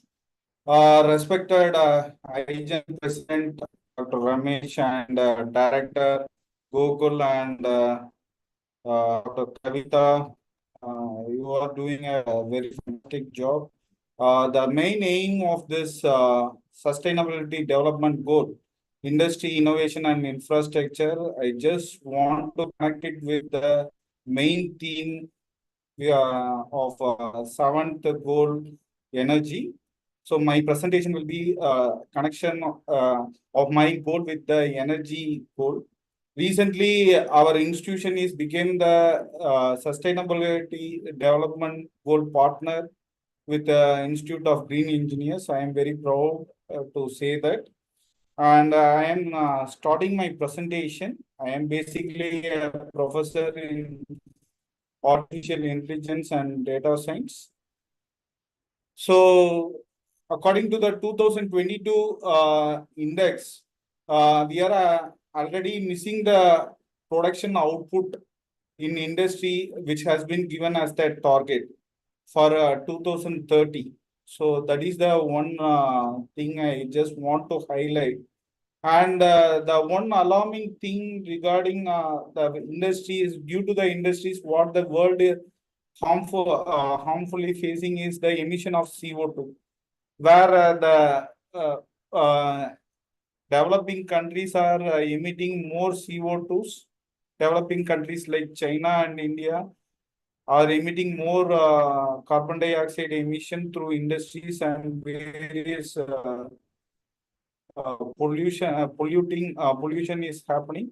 So this is a very important concerning thing. So here, according to this index, we need to control the emission of CO2 globally through clean energy and efficient industry output and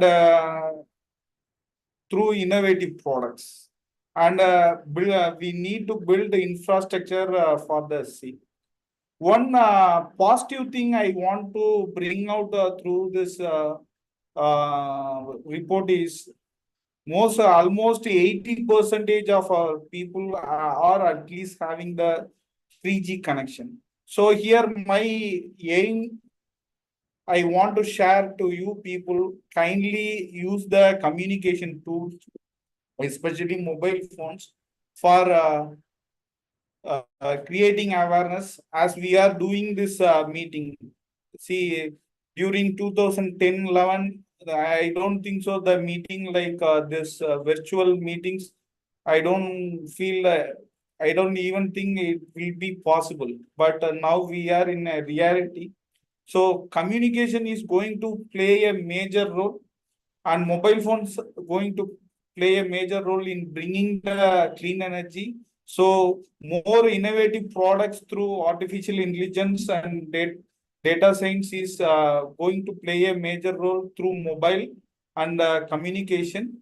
So This is the important thing, so that I feel we can bridge the gap of industry output, which has been mentioned for the 2030, so that there won't be any issue in employability, as well as we can able to achieve the clean output.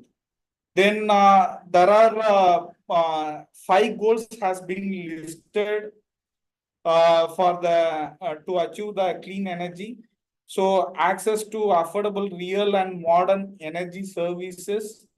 So we have to innovate a product through industry innovation. So supply clean energy. Then share renewable energy in global energy mix, so that we can get high increasing sustainability. Then third goal, global rate of improvement in energy efficiency. So we have to be increase the efficiency of energy. Introducing more electric vehicles in the developing countries is the need of the hour, which our current central government is also taking it very seriously. I feel the electrical vehicles is going to be a game changer. More innovative vehicles and innovative products is going to come in automobile sectors, and international cooperation in spending in R&D. So this is the where the area of concerning. When comparing India with the other world, the spending in R&D is very high. India is the only country where we, as a scholars, PhD scholars, are paying money for our courses instead of in other universities, foreign universities. All the scholars will get fund, even though the product is unsuccessful. They are getting funds. That is a very important area. We need to do more spending regarding the R&D and infrastructure technology in supplying modern sustainable energy service. So here in fifth goal, which is achievable through mobile communication, I feel we are going towards 6G. As India realized 4G directly from 2G, we have not realized 3G at all. Directly we jump to 4G. I feel the same will happen without realizing 5G. We will go to 6G directly, I feel, because initiatives already taken by the central government, because in the developed countries already the test beds are started for the 6G operations. So I am sharing 2 innovative products, which is listed in the World Economic Forum, which is already has been patented. One is solar windows. See, the innovations and the innovative product are very simple. I feel I just want to highlight the comments of Dr. Ramesh. He always tell innovation and innovative product is always simple. See, just making a solar panel via windows and harvesting the solar energy and converting into a because as we know, energy is neither created nor be destroyed. It is getting converted each and every day. How we are making it as a uh, clean energy, that is more important. This is one of a simple innovation which is founded by French scientist. Second one is high efficient water turbine, where here the loss which has been occurring in the conventional turbine has been reduced, where more efficient energy has been harvested. So the electricity output is also increased. So the same can be implemented in the wind turbine. Here in our India, we are using fan type conventional wind turbine, where in abroad those type of turbines has been already changed. So the efficiency of those wind turbines is also got increased. So this is some of the efficient. My point I want to highlight innovation and product output in product development, it should give you a solution. For example, I just want to highlight cricket. In 2011, there is a difference in 2011 ICC World Cup and 2014 ICC 2020 World Cup. One simple change ICC has brought. What is the thing is, I just want to highlight, in 1996, there is a big chaos happened in Eden Garden due to the controversial out given by Sachin for Sachin Tendulkar. We didn't able to complete the match.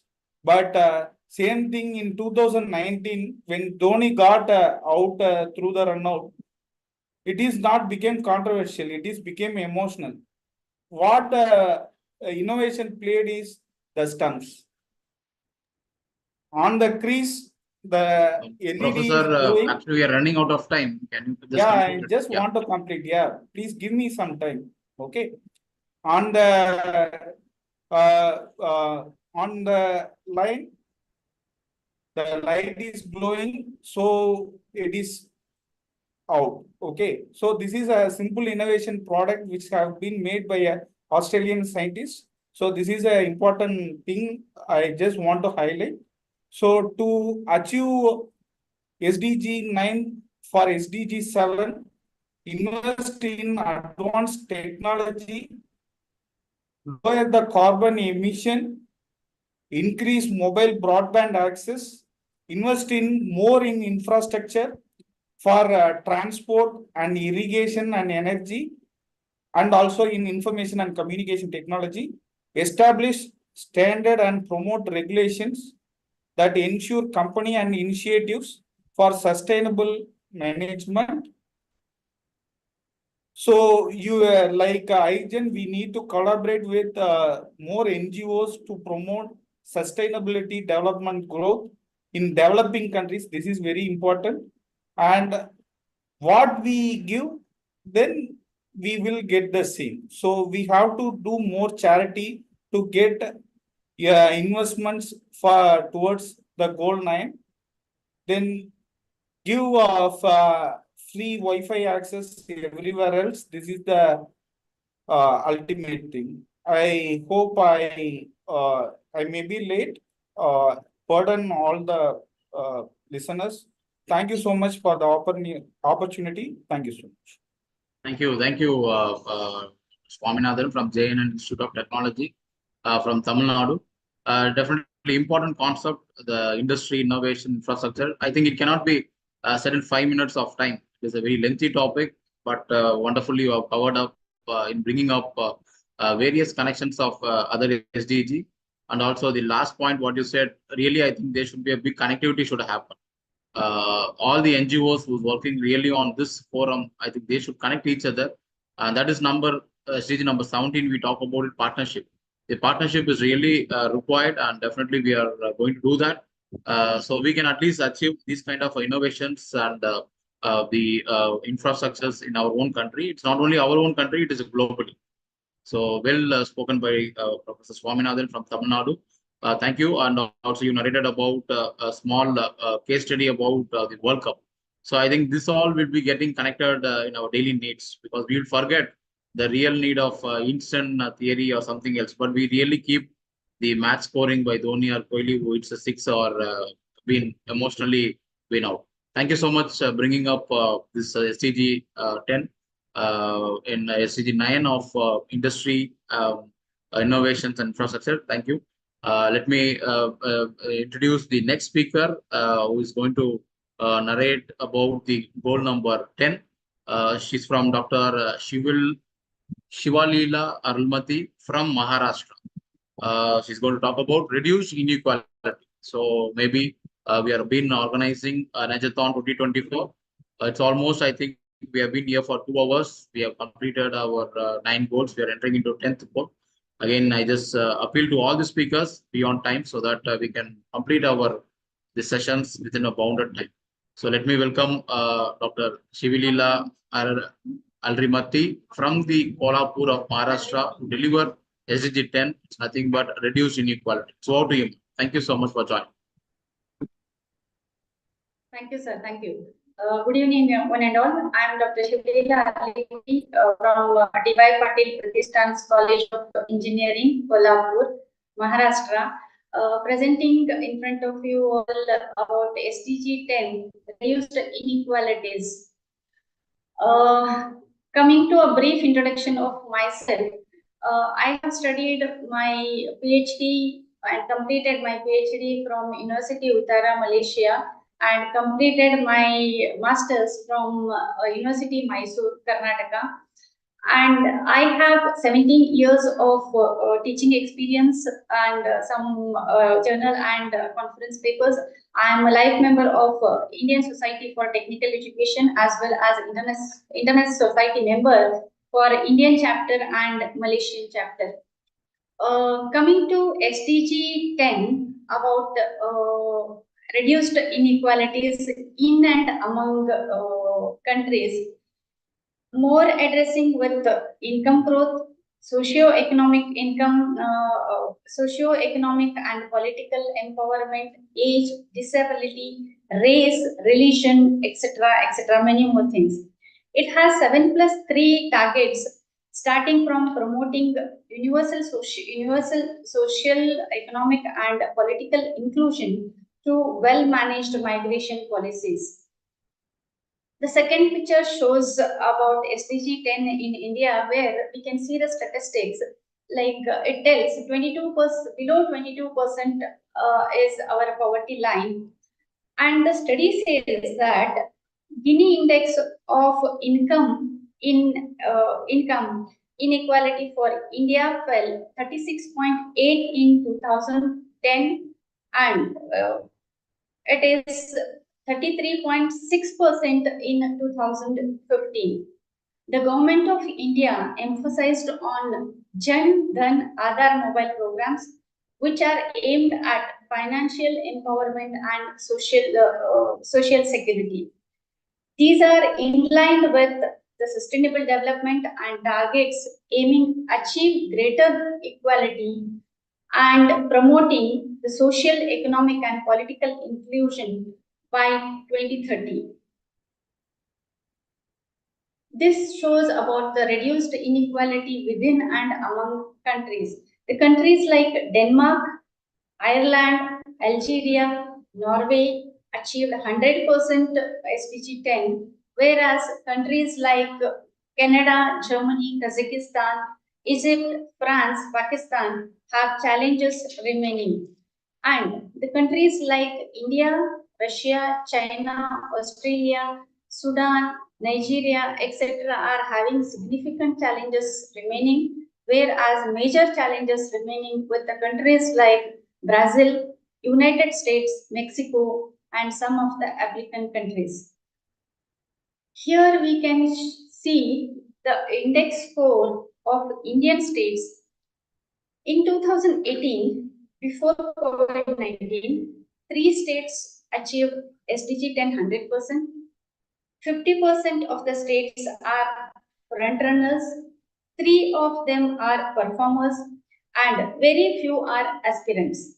Whereas in 2020-21, the percent is reduced, which shows 50% are frontrunners and 50% are performers.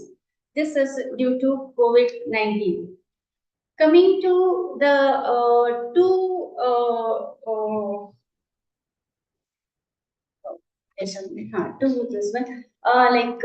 first one I could suggest to like modular solar kits with pay as you go financing. This is a prefabricated solar power generation unit designed for easy installation at homes or small businesses. In underdeveloped areas, we can take it as the kit includes solar panels, battery storage units, small inverter, and basic wiring. And it is innovative. This one we can say here is this provides a decentralized and affordable way for people in underserved communities to generate their own electricity. And coming to the financial inclusion, They pay as they use financial model, which allows to make a small and regular payments to own the solar kits over the time. And the second one is polar biogas digesters. This is a self-contained unit which converts organic wastes like animal scraps we can take, then food scrap we can take, and animal manure we can take into biogas for cooking and lighting. These are designed for easy transportation and can be used in rural areas. This can impact to reduce energy poverty by providing clean and sustainable alternatives to traditional cooking fuels like firewood and charcoal.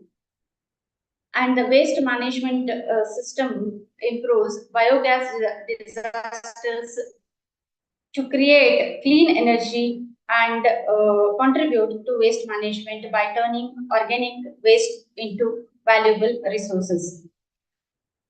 Then coming to the three innovative areas where we can suggest is the first one is community-owned microgrids, grid powers powered by AI and blockchain, which is this can be established with localized power grids owned and managed by communities as they serve, and these microgrids utilize a combination of renewable energy sources like solar and wind with advanced technologies.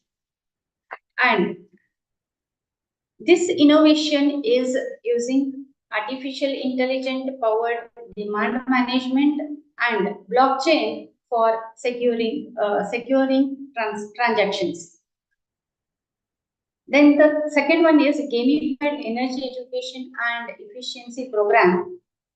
This can leverage the power of gamification to encourage energy saving behaviors and giving awareness and educating communities about the benefits of clean energy. This can be done with interactive mobile apps and AR/VR technologies. And the last one is crowdfunding platforms for renewable energy projects in developing countries, which can be by online crowdfunding platforms to raise the capital for renewable energy projects in developing countries. Here, individuals from anywhere in the world can contribute for the projects and can be global, we can tell it as a global contribution. So this is about my presentation. Thank you. I hope I finished in time. Thank you. Thank you so much for the opportunity given. Yes, Professor Shivalila from Maharashtra on the goal of reduced inequality. Definitely, I think maybe we have not seen any of the women's participants after our welcome address, and so we got a first woman speaker. Definitely, this is a right. The speakers have addressed the point of reduced inequality, and globally also how we can able to bring up the innovations idea. So almost all these speakers started talking about the industry 4.0. Maybe the same professor also derived on it. I hope, I think the world is looking forward in bringing up so much of innovations, especially the computer language. So there are so many computer professors that joined. So that level of change is going to happen in the coming decades. And maybe this SDG goal also can be brought up in the line of industry 4.0 to solve so much of issues or crises what we really see in. Thank you, Professor, joining from Maharashtra, especially from Kolhapur. And maybe we have seen your profile. I think you have got your education from Malaysia and brought back to India. And again, you are serving for our nations in making up a good amount of contributions. Thank you so much for joining this Energathon 2024 as a pre-conference 3 and giving your valuable, thoughtful shares and made these sessions wonderful because always we need to give the reduced inequality should always be in every part of the portions. So we need to give at least 50-50% of men and women's equality. That should abide by that. And definitely, professors have done their wonderful job. Thank you so much. Now we are entering into the next goal where we are again traveling to the neighboring states of Maharashtra, which is none other than Madhya Pradesh. So I would like to invite Dr. Joseph Daniel, who is going to deliver the goal number 11, which is nothing sustainable cities and communities. So welcome, Dr. Joseph Daniel, for joining this pre-conference of 3 on Energathon 2024. Which is having the Indian Book of Record, Asia Book of Record, and World Book of Record, which is going to attempt a new record on May 18th by Energy 2024. So welcome, Dr. Joseph Daniel, for giving your thoughtful on the goal number 11. Thank you, sir. Thank you. I greet everyone, and it's really a wonderful way while the session is going on. And my name is Joseph Daniel Garipati, and I have 2 decades of work experience in diversified areas, especially into training and development. And present, I'm working with Mandsaur University in Madhya Pradesh, and working as an assistant professor, business management and commerce.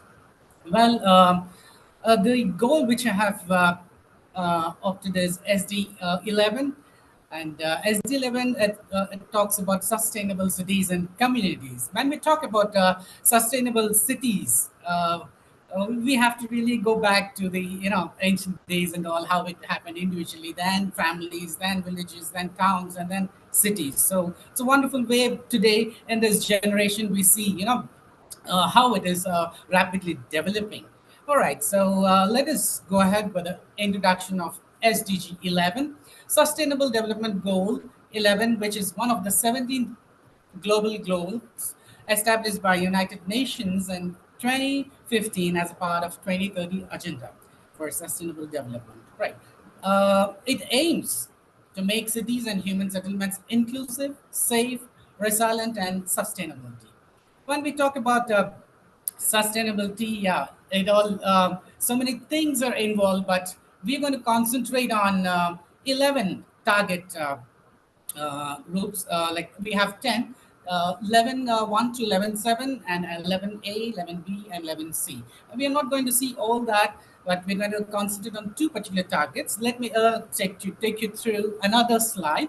It talks about the performance index, and the 11.1 talks about safe and affordable housing, and 11.2 talks about affordable and sustainable transport system. When you look at the other side of the screen, this particular goal, it is interlinked to all the goals. When you look at the lanes which are passing through here, right? It links to goal 1 and of course goal 5 majorly, and then it links to another 9, and then so it is interlinked because we live as a community, we live as a society, we live as a in this world, right? So let me go to another slide. It talks about what action we need to take, what energy action we need to take. The first one, whenever we talk about energy action, we need a challenge. So yes, definitely our cities have challenges, our community have challenges. So first one, when we talk about the rapid and often unplanned urbanization, it's a challenge for us. And the solution for this is definitely we have to plan properly and promote sound urban planning. And the next point, when we talk about 80% of energy consumption as well as 75% of global waste and carbon emissions, right? The solution would be invest in renewable energy and waste management, how we manage the waste. All right. And the third one, when we talk about the cities which are particularly weak and vulnerable, right? So for these cities, the solutions would be we have to protect cities which are important social, culture, economic centers. And let us look at the other side of the screen. It talks about slums on the rise. 1.1 billion urban residents are living in a slum, right, in slums, and 2 billion more are expected in the next 30 years. So it's a rapid growth, 50% high, right? Globally, only 1 in 2 urban residents have convenient access to public transport. The second point when we talk about it. So I picked up the target 1.1 as I'm going to read the second part of the passage. The the growing number of slum population is manifested of housing crisis, a situation in many instances that has now been exacerbated by the impacts of the COVID-19 pandemic. Right, this is all linked to the COVID impact. Right, so let us look into the target 11.2. 11.2 talks about the data which is given in 2022, right? 1507 cities in 126 countries. Only 51.6% of the world urban population has convenient access to public transport, with considerable variation across regions. I have other 7+3 to put it across to you, but I want to conclude with this two energy action plans. So we really need to work on when I researched about urban urbanization, right? In 2022 census, 50% of the cities have been occupied by urban, and in 2030, it will raise up to 70. So we need to really work on this particular thing. Let me conclude. Uh, Achieving SDG Goal 11 requires collaboration with governments, city planners, business, and communities to develop innovative solutions that promote sustainable development while ensuring inclusivity and resilience. All right, let me give some suggestions. When you look at the picture, it talks how the cities and the communities developed through internet connectivity, public services, smart mobility, smart water management, environment sensors, and smart waste management. And the other side, traffic management, smart buildings, cyber security, urban planning, smart parking, and smart energy grid management. All right. So, what are the suggestions? When we look at the suggestions, prioritize investment in sustainable urban infrastructure, including public transportation, affordable housing, clean energy, water and sanitation systems, and green spaces. And talking about the second one, ensure that the urban development policies and initiatives prioritize such inclusion and address the needs of vulnerable population. And third suggestion would be encourage sustainable consumption and production practices in urban areas by promoting energy and resource efficiency, waste reduction, recycling, and circular economic principles. So this is what I want to put forth for this goal um, 11. And let me close with a question. So if at all given an opportunity, like what way we can develop our cities, so what way we can put forth our community in coming years. So thank you for giving me this time. Thank you, Professor Joseph Daniel. Definitely, I think your goal is covered almost rest of the goals. Maybe it's all connecting from 1 to 9 or 10. We see most of the goals are getting connected. And definitely, I think very importantly, we need to build the cities in sustainable, not more than smart cities. So that will create good momentum for the complete the populations of peoples to be on the both rural as well as on the urban migrations to be stopped. So definitely, thank you, Professor. Brought up wonderful suggestions. It's not only like a link with our own country; it link with all the cities across the world where they need to look into the community development should happen with sustainable way. So once again, thank you so much for joining from Madhya Pradesh. So I think almost we have seen speakers from 11 states, 11 presentations, and 11 SDGs. So we are entering into 12th SDG for the Energathon 2024, having a pre-conference event of 3, which is happening today. So let me welcome Dr. Nagendra Pani from Andhra Pradesh. So he is going to talk about SDG goal number 12, the responsible consumptions and production.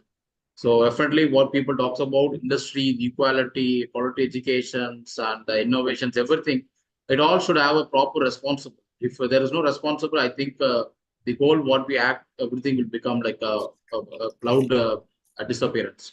So let me welcome Dr. Nagendra Pani from Andhra Pradesh. So over to Professor Nagendra Pani. So you can take over this session. Yeah. Addressing SDG goal number 2 So, for responsible consumption production. Thank you, Dr. Gogol. So I'm Dr. Nagendra Panini Challa. So I'm working for School of Computer Science and Engineering from VIT AP University, Amravati, Andhra Pradesh. So I'm very happy to share my thoughts and suggestions towards SDG 12, which means responsible consumption and production. So before going to that, I think my screen is visible. Yes, sir. Is my screen visible?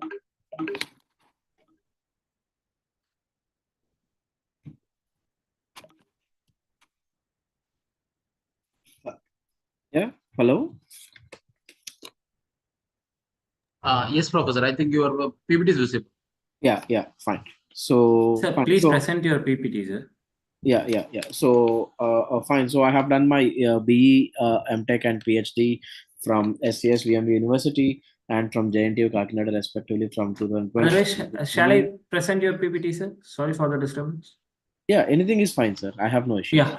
I think your goal is 12, right? Yes, sir. Yes, sir. Yeah. Just a minute, sir. I will share you the Yeah, PPT. please. I'll stop the share.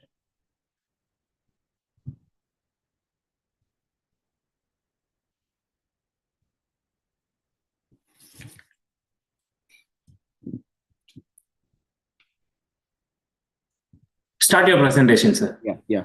Thank you. So, good evening, everyone. So, I'm Dr. Nagendra Panini Challa. So, I'm working for School of Computer Science and Engineering from VIT AP University. So, today I'll be sharing my thoughts about SDG 12, responsible consumption and production. So, before going to that, I'll just give you a brief introduction about myself. So, I'm Dr. Nagendra. I'm working for, I have studied my BE, MTech, and PhD from 2012 to 19. And I have almost have 60 publications, which includes SCI and conferences, everyone. And I'm a well-known reviewer for IEEE, Elsevier, and other publishers. So I have produced 2 scholars, and I have 3 active scholars who are working with multiple domains with related to computation. So apart from that, so sir, can you just go to the slide number 3?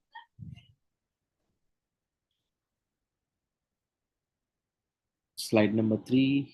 Yeah. So as of now, I'm working with IIT Hyderabad region as a young professional chair, so which was recently formed. So coming to the topic, sustainable consumption and production. So when we talk about the India progress with regards to SDG 12, we cannot say that it is satisfactory or it is excellent. We can just say that it is fair enough. So we have to accept the truth. So and I will even tell you why we are just not even satisfactory.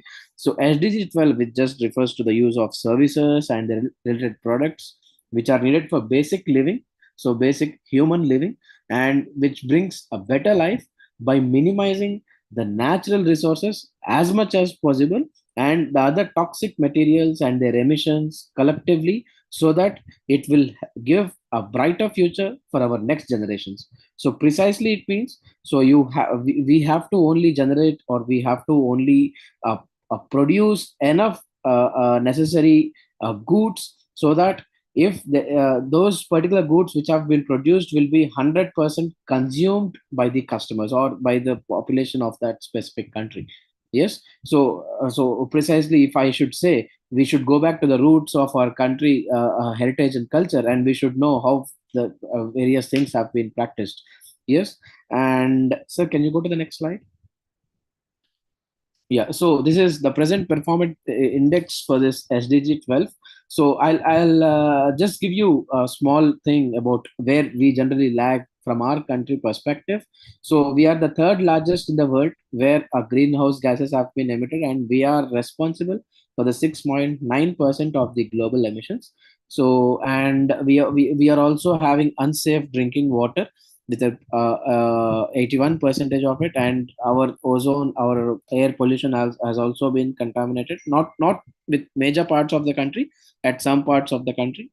And the household air pollution also has been more dependent on non-conventional fuels, and we are also responsible for the unsafe sanitization in our country. And so fine. So these are all the present performance indexes when we talk about. But when we talk about the advantages, I mean, when we talk about the best performances about SDG 12 in our country, so we can say we are good at the using the renewable energy consumption in our India. So when you see the statistics from financial year 2016 to 17, the share of solar energy and the non-renewable resources have been increased almost at a fourfold. So it means for the next 10 years, so we'll be achieving our own target by 2030. And on the right, if you see just and Kerala, I mean, we have multiple states in our country where they are top with multiple SDG goals in our country. So when I talk about SDG goal 12, responsible consumption and production, Tripura has been the top state in our country. So it has been the top state. And can you go to the next slide, please? Yeah. So, what could be the action plan for what which supports our SDG 12? So, the very first thing we have to encourage a stronger coordination in between government, in between private partners, and in between the population of our country. And there should be a hardcore policies which could be integrated into multiple businesses in our country. So, we should encourage them.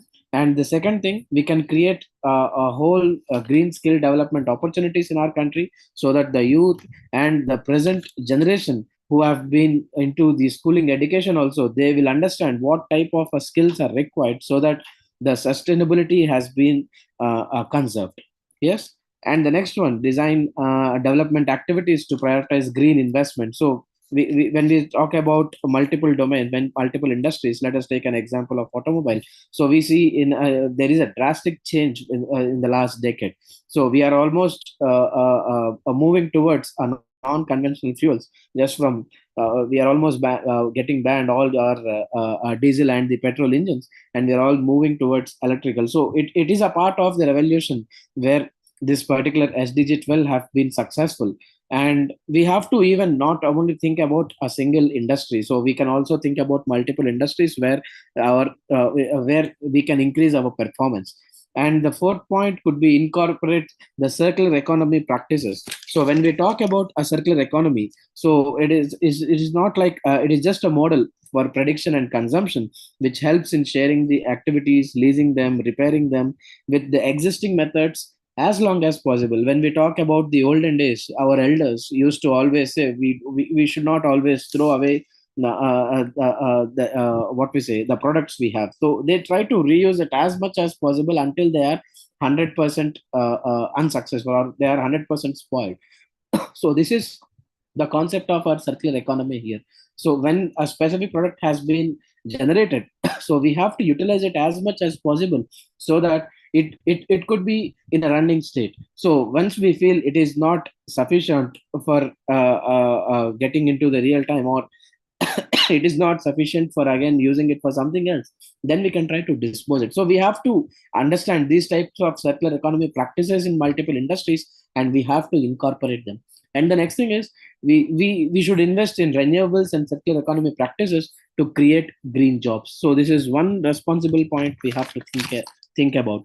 And the next thing is strengthening the international cooperation and multilateralism. So it is not because only when India thinks about this, India could be what we say can be supporting all these SDGs. So it is not like that. So a strong international cooperation should be there, and we have to collaborate with multiple other countries so that we can we can achieve our common goal. So, sir, can you go to the next slide, please?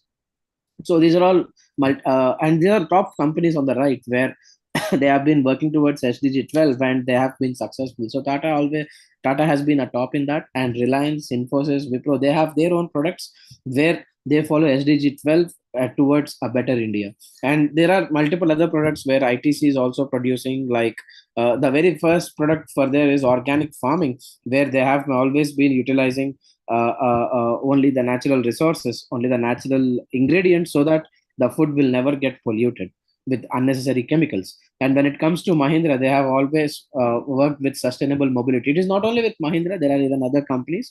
I just took an example of this. So they have been working with a sustainable mobility platform, and ITC have been working with a sustainable agricultural platform where they have multiple products which have been released under that. And the same with Mahindra. So the next, please. So these are some of the suggestions which I could make, so that it could be fruitful to our Indian population. So the very first point, when you check for the graphs here, we have to implement sustainable practices throughout any product manufacturing. So if you carefully look at the right side graph here, 79%. So out of a survey, how much the customers are expecting the information about environment friendly practices, the customers are mainly expecting the companies to show that specific information on the packaging of their product. So the 79% are expecting them to be showcased. So it means that they wanted to know what that specific company is complying with this SDG goals. And the another one, when you look at the top one, who has bought more, who has bought that. So this is again a frequency of buying sustainable product options in the past 12 months in India. So food and beverages have been most successful with almost 52%, telling that they have been almost following a sustainable practices, and more customers are being into that. So they believe that the food and beverages organizations who have been incorporating that, they almost follow the sustainable practices. Yes. And the next one is cleaning products, cloth apparels, and home furnishing. So home furnishing have been less, so that it has to more we have to more think about this specific domain, so that more sustainable practices come into picture here.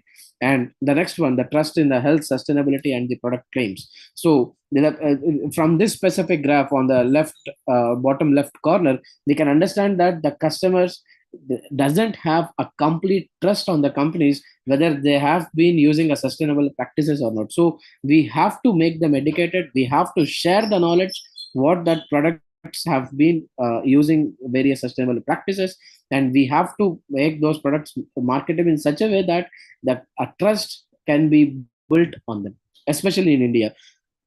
So these are some of my observations, some of my things which I wanted to share with you all. So thank you very much for this opportunity. So thank you, Dr. Gokul, and the entire team for your efforts. Thank you for that. Yeah. Thank you, Dr. Nagendra Fani, for your SDG goal number 12. Yeah, definitely. I think the important consumptions and productions, what we really eat, sleep, and do everything, that should be a sustainable, or it should be have a properly organic made. So you have covered up with the food grains, and you have entered into daily needs, and also you have suggested. I think many corporates have initiated their thoughts in bringing up a sustainable way. Definitely, I think one way I think of as the consumptions where the people like us who do consumptions of various products, it should have a proper feedback to the corporate, so that the very important we try to give a proper feedback, and they always have a good improvement that will create a good consumptions as well as the protection mode to be operated in a sustainable way. So once again, I thank Dr. Nagendra Fani joining from Andhra Pradesh and delivering the SDG number 12. Thank you so much, all the speakers, I think, for all the presentations. And also I thank all the backstage committee. I think definitely we are running out of shortage of time. Still the backstage committees are working continuously in making this event wonderful. Even the speakers are joining up and down, and they might be having other job, but backstage committee continuously working to make this event a wonderful success. The next, I would like to invite a speaker for SDG goal number 13. Again, from the neighboring states of Andhra Pradesh, it's rather than Orissa. So let me welcome Dr. Sharath Kumar Shahu on the goal number 13 for climatic action. So over to Professor Sharath Kumar Shahu. So you can narrate about the goal number 13, especially on the climatic change and its impact. Thank you for joining.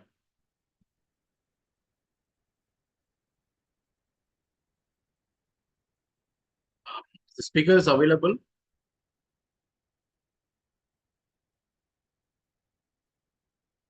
Gokul sir, am I audible?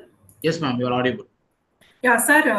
As he is in travel, he is not able to do his presentation. So instead of him, Sir Ramesh asked me to do his presentation, sir. Yeah, please. Yes, sir. So very good evening to all of you. Actually, Sarath Kumar sir has sent his PPT. Just simply, I will do his presentation. So the Sustainable Development Goal 13, this climate action. We all know that it's mandatory to take urgent action to combat the climate change and its impacts. This climate change is a real and certain threat to our entire society. we are even today also we are experiencing a much harder than the previous years. So the effects are visible, and it is very much crucial to taken into account. And through this education, innovation, and adherence to our climatic commitments only, we can do some necessary changes to protect our planet. So these changes also provide a very huge opportunities to modernize our infrastructure, which creates very new jobs and also promote a greater prosperity across the globe. And some of the Earth's tipping point, we know we are standing at the brink of this climate calamity. We all know where we are. That is, here the world will exceed this 1.5 degrees Celsius by 2035, and they are facing 2.5 degrees Celsius warming by 2100. And what we need is deep, rapid, and sustained emission reductions by 43% by 2030 and to net zero by 2050. And some of the targets, if you see, the targets are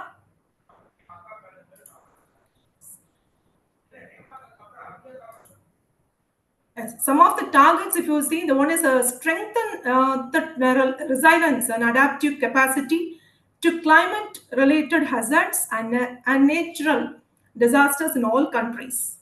So if 13.1.1, we can see the number of death, missing persons, and directly affected persons attributed to disasters per 1 lakh population, and the number of countries that adopt and implement the national disaster risk reduction strategies in line with the framework for disaster risk reduction. And if you take 13.2 target, it integrates the climate change measures into the national policy, strategies, and also planning. And 13.3, we have to improve the education, awareness raising, and human and institutional capacity on some climate change mitigation, adaptation, impact reduction, and early warning. And coming to this action plan to support this SDG 13, the first one is we have to find a goal that charity you to support, and in donation, big or small, we can make some difference. Then composting food scraps can also reduce the climate impact, which also helps recycling the nutrients. And buy eco-friendly products. Read the packaging to see if the products are produced in an eco-friendly way. Consume less meat and become vegetarian for 1 day a week. We can take oath. The meat production industry has a huge impact on the environment. So this point readily connects with energy. So we can also save the energy if we are using raw vegetables for 1 day. Then recycle paper, glass, plastic, metal, and old electronics.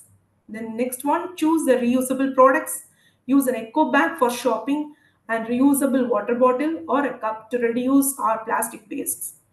Bike, walk, or take public transport. We can do that. If you do, we can also save the energy and save the car trips for when you have a lot of when we are using this the walking and all, we can also save a lot of energies. And last one is we have to reduce the use of paper. We can avoid printing and substitute with electronic devices, and also visit our local animal shelter and adopt an animal there.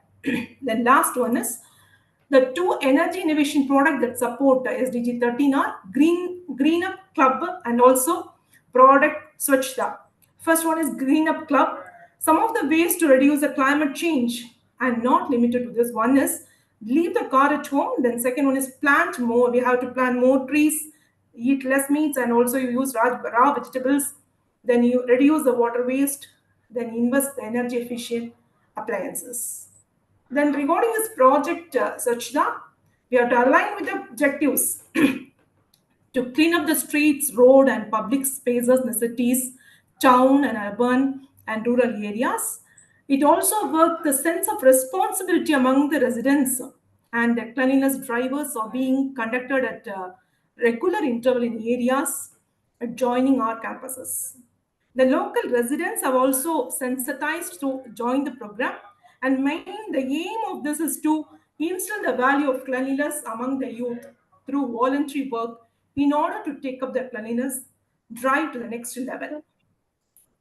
Coming to the points of this connectivity with energy, first point is reducing greenhouse gas emission, then increasing the energy efficiency, enhancing the energy access, creating green jobs, building resilience, promoting innovation, improving the public health, addressing energy poverty, fostering international cooperation, finally preserving the biodiversity. So these are the points to be noted to underscore the multi-phase benefits of taking action on energy-related climate issues, emphasizing the importance of transitioning to sustainable and low carbon energy systems.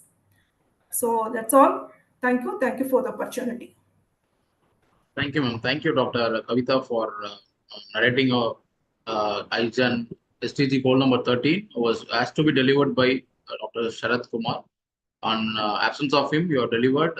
Dr. Sharath Kumar is the professor and dean academic from Parula Maharaja Engineering College from Orissa. Definitely, I think he has narrated all the climatic actions in bringing up a green clubs as well as making a joint together and making our own earth to be brought down by the global warming. Definitely, thank you, Professor, where you have given lots of suggestions and you were thoughtful on the SDG 13. Once again, thank you so much. You were not able to join with us, but your presentations already reached to us and we will be taking up. Thank you so much. And we are entering into like SDG goal number 14. That's nothing but life below water. I welcome Dr. Dishore Shanmugam Banaja, who's from Kerala. So Kerala, we always say it's always like a mother's nature. So we layer from Professor Dishore Shanmugam Banaja, who is going to say about SDG 14, life below water. So over to Professor. Thank you so much for joining. Thank you, sir. Thank you for introducing me.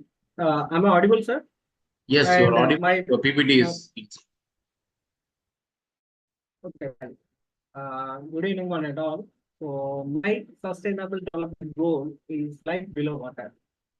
So let me introduce myself. Myself, Dr. Dishore SV.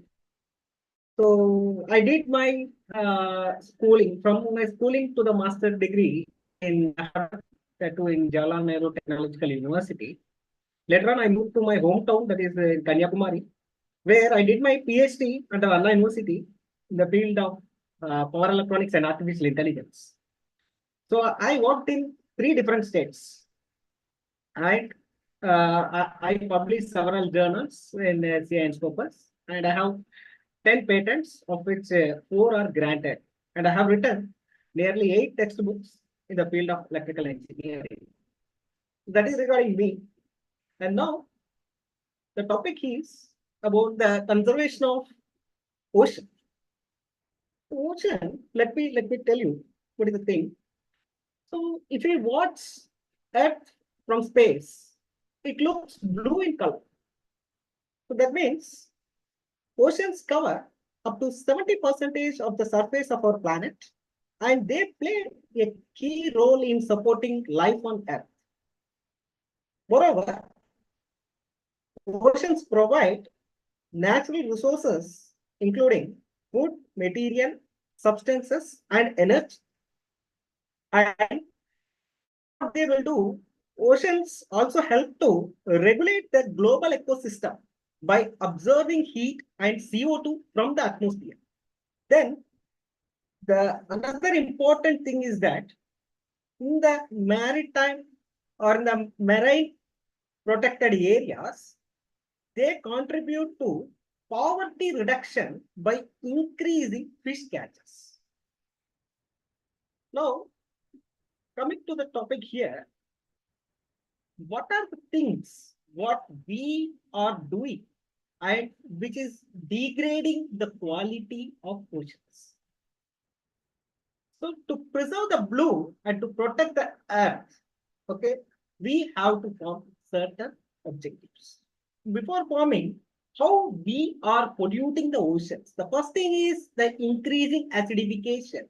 Increasing acidification in the sense we are letting out all the industrial waste into the oceans. Okay, in that case, the carbon dioxide present in the water, the ocean water will be very high. The second thing is that the dumping of all the industrial waste and every plastics, everything into the ocean, which will be a great threat to the marine life. Third point is your coastal eutrophication. Eutrophication is nothing but if we take an example of a pond, okay, a pond in which the algae will be growing at the top and it will cover the entire pond. When it covers the entire pond, what happens? The sunlight or the oxygen may not be reaching the living organisms present inside the pond. So at that time, what happens? That living organism, the fish or other things will die and it becomes a pond fertilization. That is called as eutrophication. And then ocean warming, warming of the ocean water. And then another important thing is that 1 in 5 fish caught originates from illegal, unreported and unregulating fishing. So excess of fishing. These are the things what we are seeing here. Then if we see the performance index corresponding to the global, if you are seeing the coastal and marine resources, they contribute up to $28 trillion to the global economy every year.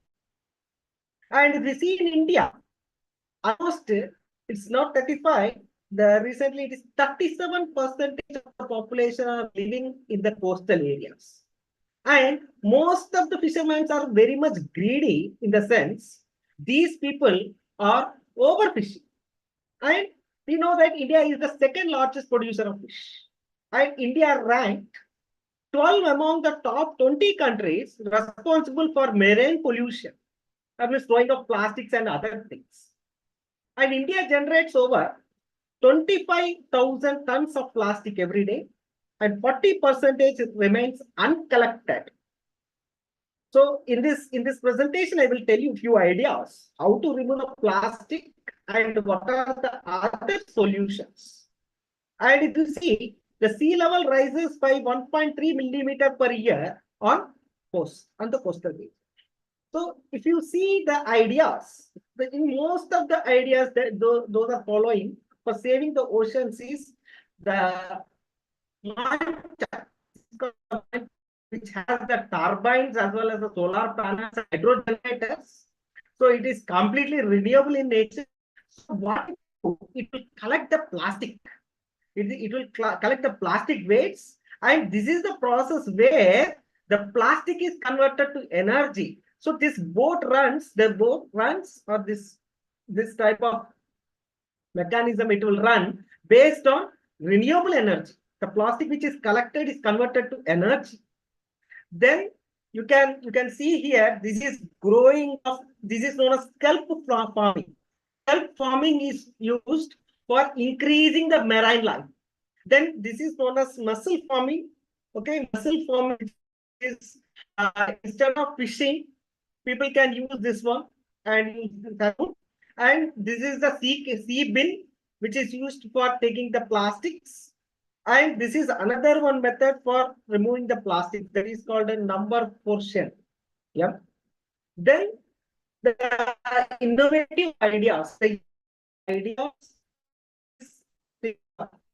is we see a greater amount of plastic bottles. So here you can see the bottles. These are the bottles made up of paper. It is not made up of plastic, but it is made up of paper. So inside there will be a membrane in which won't be coming in contact with the paper. So in that the water will be stored. That is the first thing. And the second thing is that this is known as your ocean cleanup. This is known as ocean cleanup, where you can remove the plastics from the ocean. And the third is a very, very important thing. An Indian company, Pune-based company called Zero Circle is working on the seaweeds, conversion of seaweeds to plastic. That means a plastic material which is biodegradable. So you can see here. These are the seaweeds. The people are farming the seaweeds here. They are growing the seaweeds. Okay, they are growing the seaweeds and they are using the bioenzymes and they are converting this seaweeds. Okay, they are drying it, and first they are drying it, so it will be coming like this. First, they are taking the seaweed, they are growing here, and they are cultivating more. And after that, they are drying it. And after drying it, what they are doing, they are just mixing with some bioenzymes, and they are developing the plastic. But this plastic is biodegradable and it is consumable also. So these are the different materials which have been developed. And with that, uh, with the seaweeds, they have developed the this figure. This figure shows the gum. Okay, the gum or adhesive, which is also a biodegradable adhesive. So the major theme is that in oceans are mainly degraded by throwing all the plastic and all the other items. So if this is a solution, then this can be easily biodegradable and easily it can be it can be used, so that the marine life won't be coming in danger, and we can protect the oceans. So that's all from my side.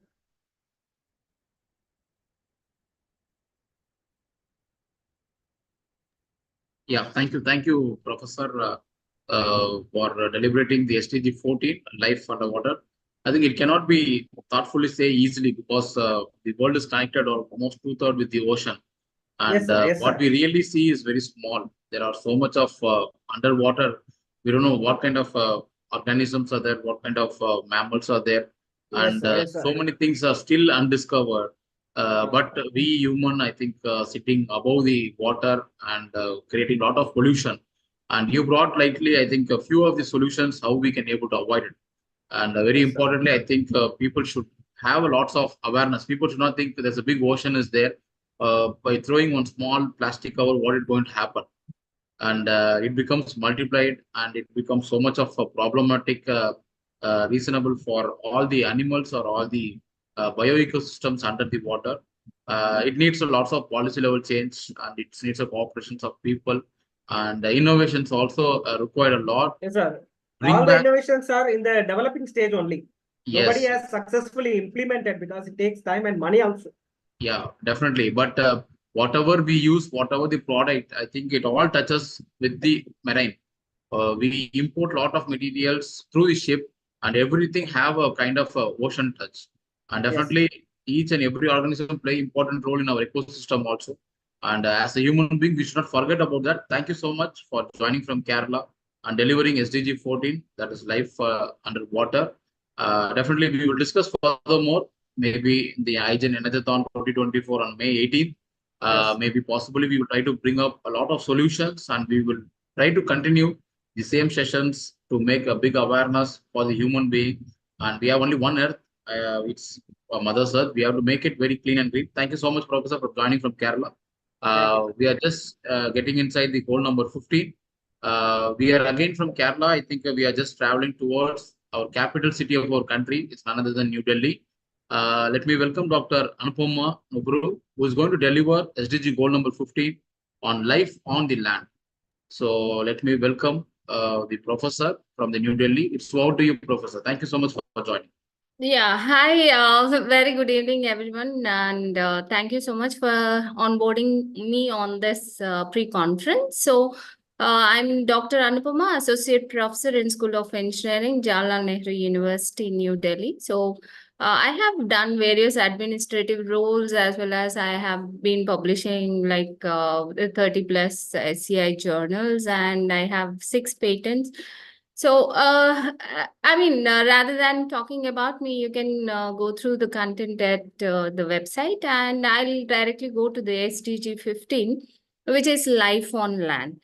So basically, the SDGs 15 has 15 has 9 targets. So among them, I have combined them together, and to give you an overall picture is that the life on land is actually impacted by all the SDGs which are there. And among those impacts, which are not given in other SDGs, have been like sum up and given under this SDG 15, which is life on land.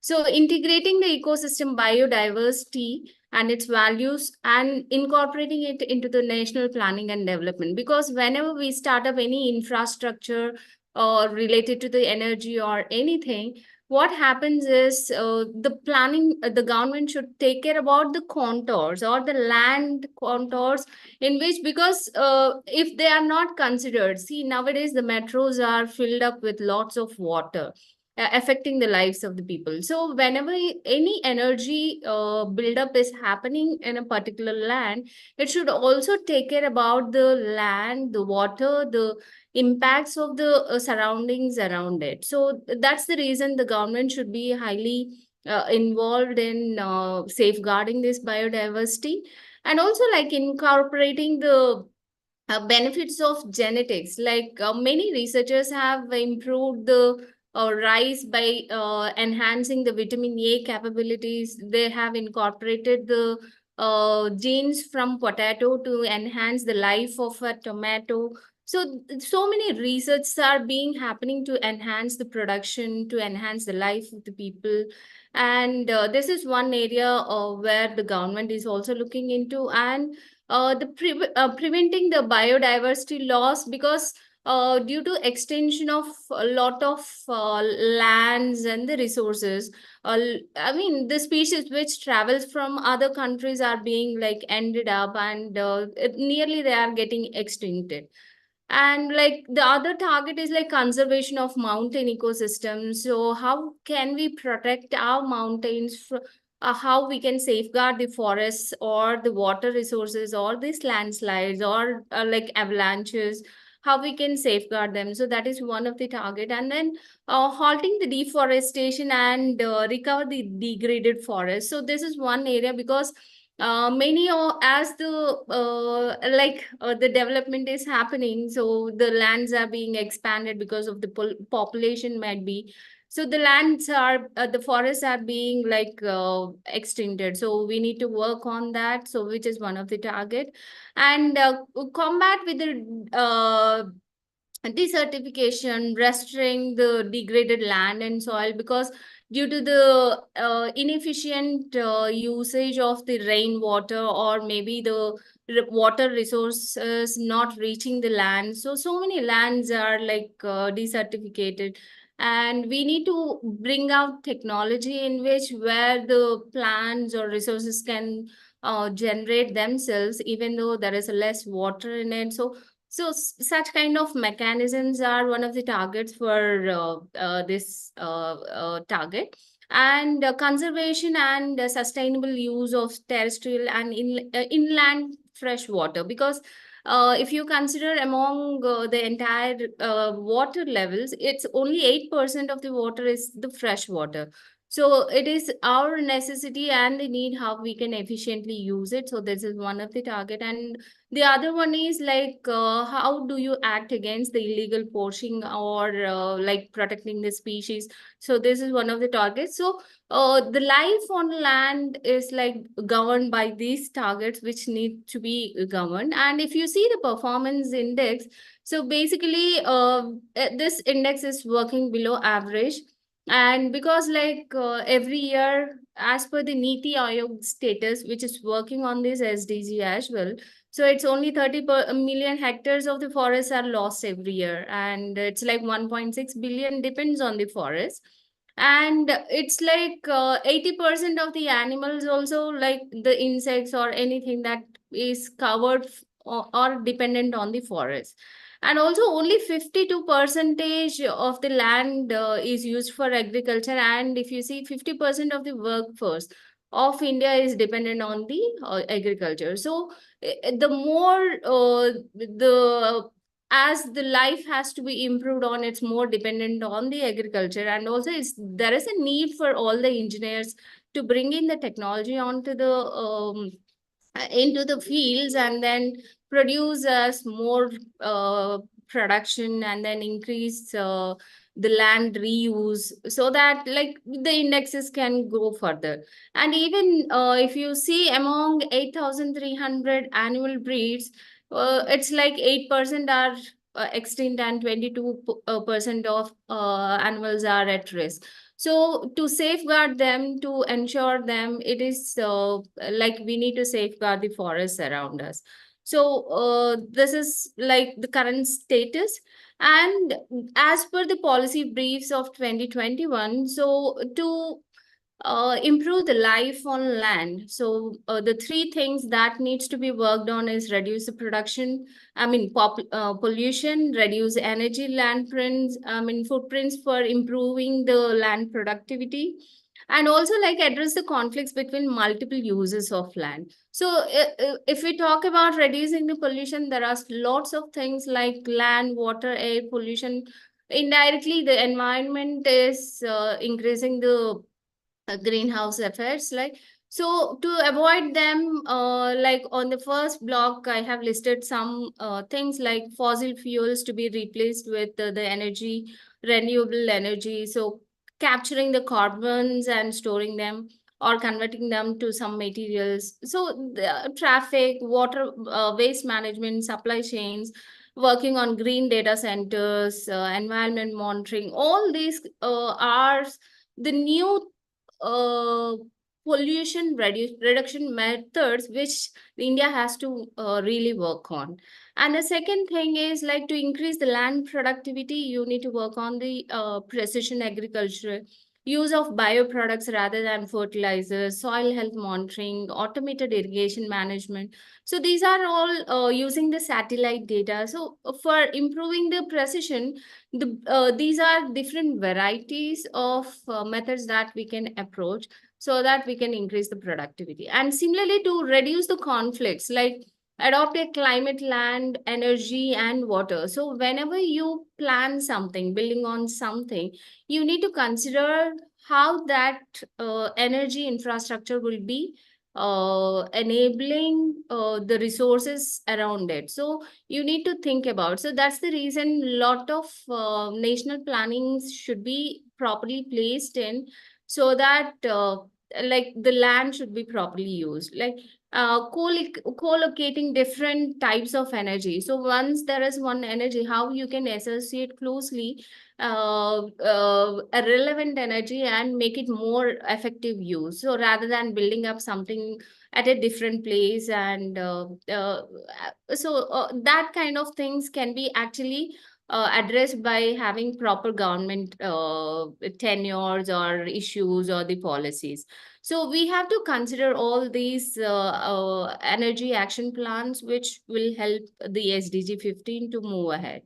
And the few innovations other than the regular, so a lot of energy relevant conservations like smart tiles, floorings, wearable energy harvesting.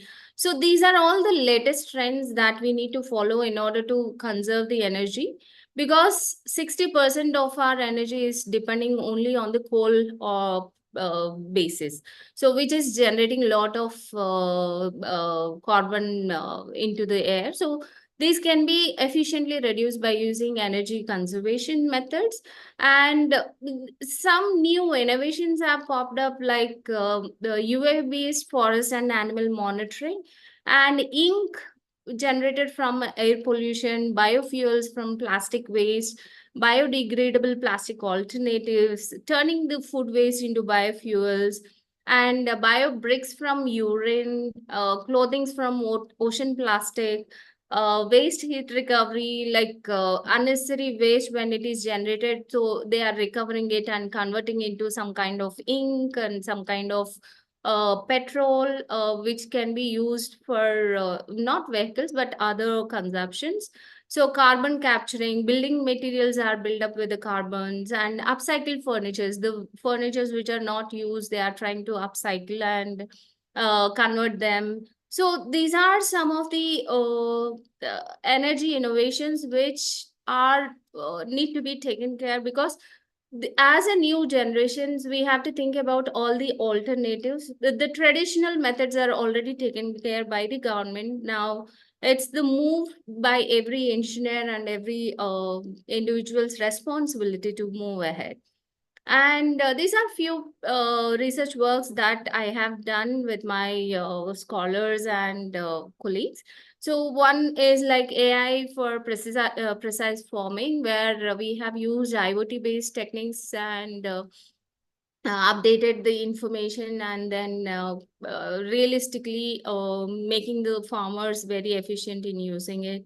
And we have generated one IoT based product again, which is like which monitors the pH levels and the nutrients in water, which helps the fishes to reproduce more and produce more productivity. And one satellite data which is provided by the government is ICRISAT.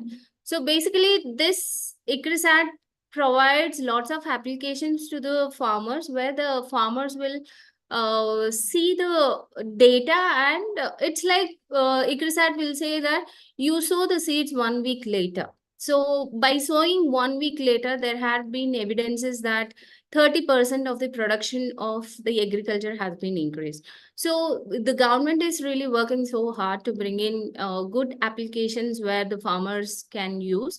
So there are hundreds of government-based applications for the pesticides to the stocks, for the management of their products, selling their products. So the government is doing an amazing task.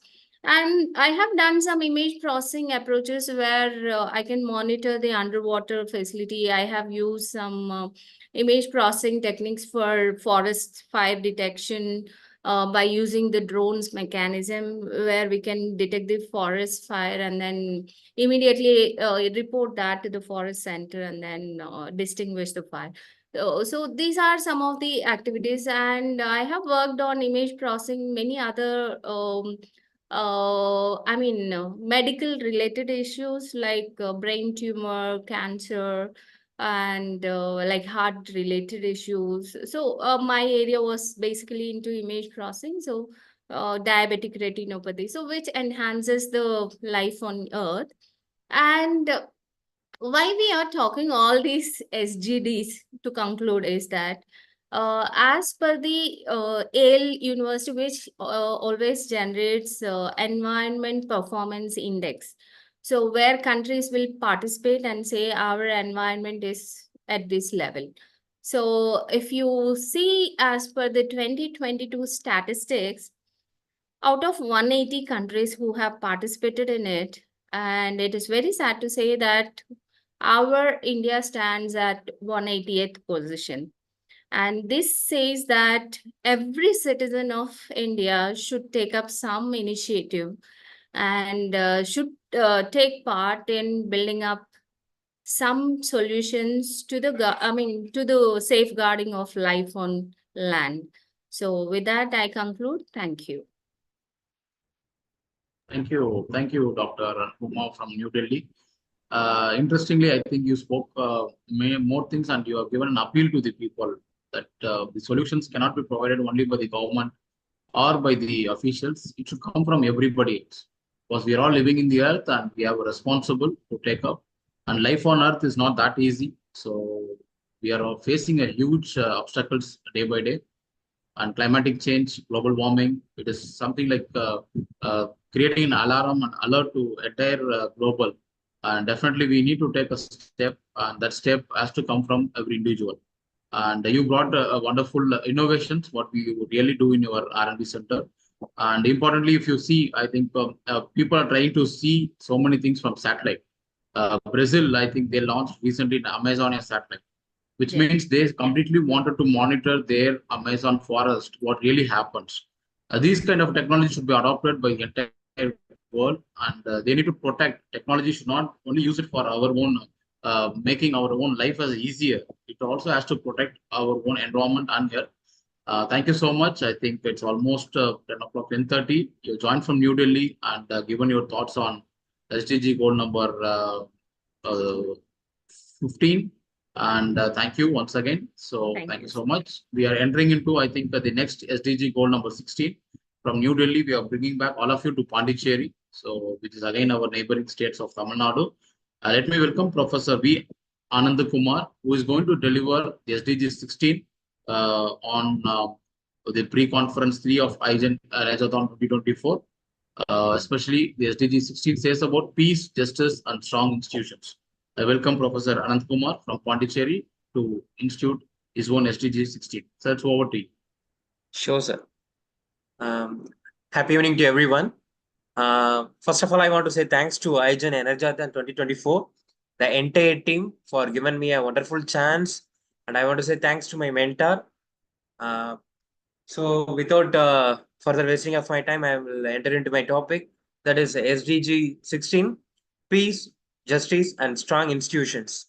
So first of all, I want to introduce about myself. Professor V. Ananda Kumar, Head of Electrical and Electronic Engineering, Acharya College of Engineering Technology, Puducherry. I have 13 plus years of teaching experience. In that, I have a 4 year of placement experience. Now, currently, I'm being taking care of execution officer in my college. That is taking care of students and staff welfare in charge. So let I moving into my topic. Sir, I can't able to.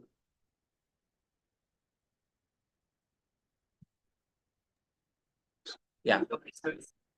Sir, my PPT is visible, sir? Yeah, your PPT is visible. It's visible. Yeah, yes. The first slide is about SDG 16.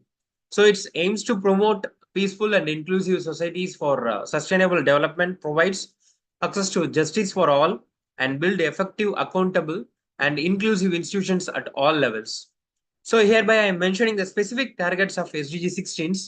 So in that I will explain about very few targets. The target 16.1 is significantly reduce all forms of violence and related death rates everywhere. And the 16.2 is end abuse, exploitations, trafficking, and all forms of violence against and torture of children. And the target 16.3 is promote the rules of law and nation and international levels and ensures equal access to justice for all. And the target 16.5 substantially reduce corruptions and bribery in all their forms. And 16.7, it ensures a responsive, inclusive, participatory, and representative decisions making at all levels. And target 16.10, so ensure public access to information and protect fundamental freedoms in accordance with national legislations and international agreements. And the next slide is about the performance index of SDG 16. So here I am mentioning the 6 performance index. The first one is Global Peace Index. So the Global Peace Index is nothing but like considering a factor such as society, safety and security, and ongoing domestic and international conflicts and degree of militarizations. And the next one is a CPI, that is Corruption Perception Index. So it measures the perceived levels of public sector corruptions in countries around the world. And the third one is Rule of Law Index. So it is based on the factors such as government accountability and absence of corruptions and on the security and fundamental rights. And the fourth one is Voice and Accountability Index. So it's extended to which a country citizens are able to participate in selecting their government, freedom of expressions, and also civil liberties. And the fifth one is access to justice surveys. So like various organizations conduct survey to assess citizens, access to justice, legal aid, and satisfaction with the judicial systems. And the last one is institutional capacity assessment.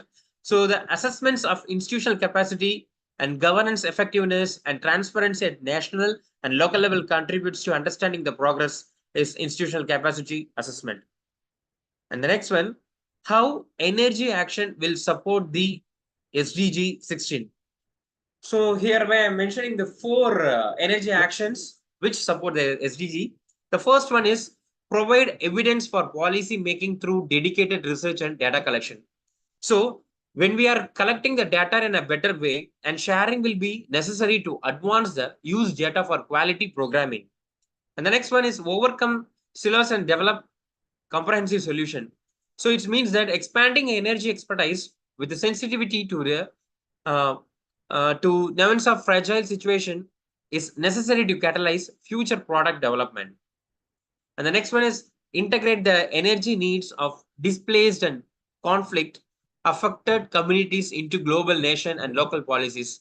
So whenever the government, donors, and humanitarian agencies should contribute to sustainable energy objectives and work with the development and peace building partners as early as possible to support durable solution. And the final one is focus on innovative financing mechanism to unlock private sector partnerships. So multi-year planning can help unlock the private sector investments and adjusting the legals and financial frameworks and all. The next one is energy innovation product. So here I am mentioning the two main products, which is for my SDG 16. The first one is a solar power security system. So the solar power security system leverages renewable energy to enhance the safety and security in communities, institutions, and public spaces. So these systems typically include solar panels for generating electricity, which powers security cameras, lighting systems, and alarms. And the next one is it's a booming technology, the smart grid technology. It's for justice institutions. So smart grid technology involves the integrations of digital communications and automation into the power grid. So it's enabling the efficient management and distributions of electricity when applied to the justice institution, such as like court, prisons, or law enforcement agencies. Smart grid technology offers several benefits aligned with the SDG 16. And the next one is innovative 3 suggestions to achieve the SDG 16. The first one is blockchain technology for transparent governance. So when we are while implementing the blockchain technology, so it will enhance the transparency and accountability in government systems. So blockchain allows for secure, decentralized record keeping, making government transactions and decision making process more transparent and resistant to corruption also. The second one is digital platform for access to justice. So developing of digital platforms and mobile apps to facilitate access to justice, particularly for marginalized and underserved communities. These platforms can provide legal information, connect individual with legal aid services, and enable remote dispute resolution mechanism. And the last one, the final one is community-based yearly warning system using IoT technology. So while implement the community-based yearly warning system using IoT, it's able to detect and respond to potential conflicts or security threats at the local level. So IoT sensor can monitor environmental condition so that it also indicates the social indicators and unusual activities, providing a real-time data to communicate and relevant authorities. Thank you so much for giving me this wonderful opportunity. Over to you, sir. Thank you, Professor Anand Kumar.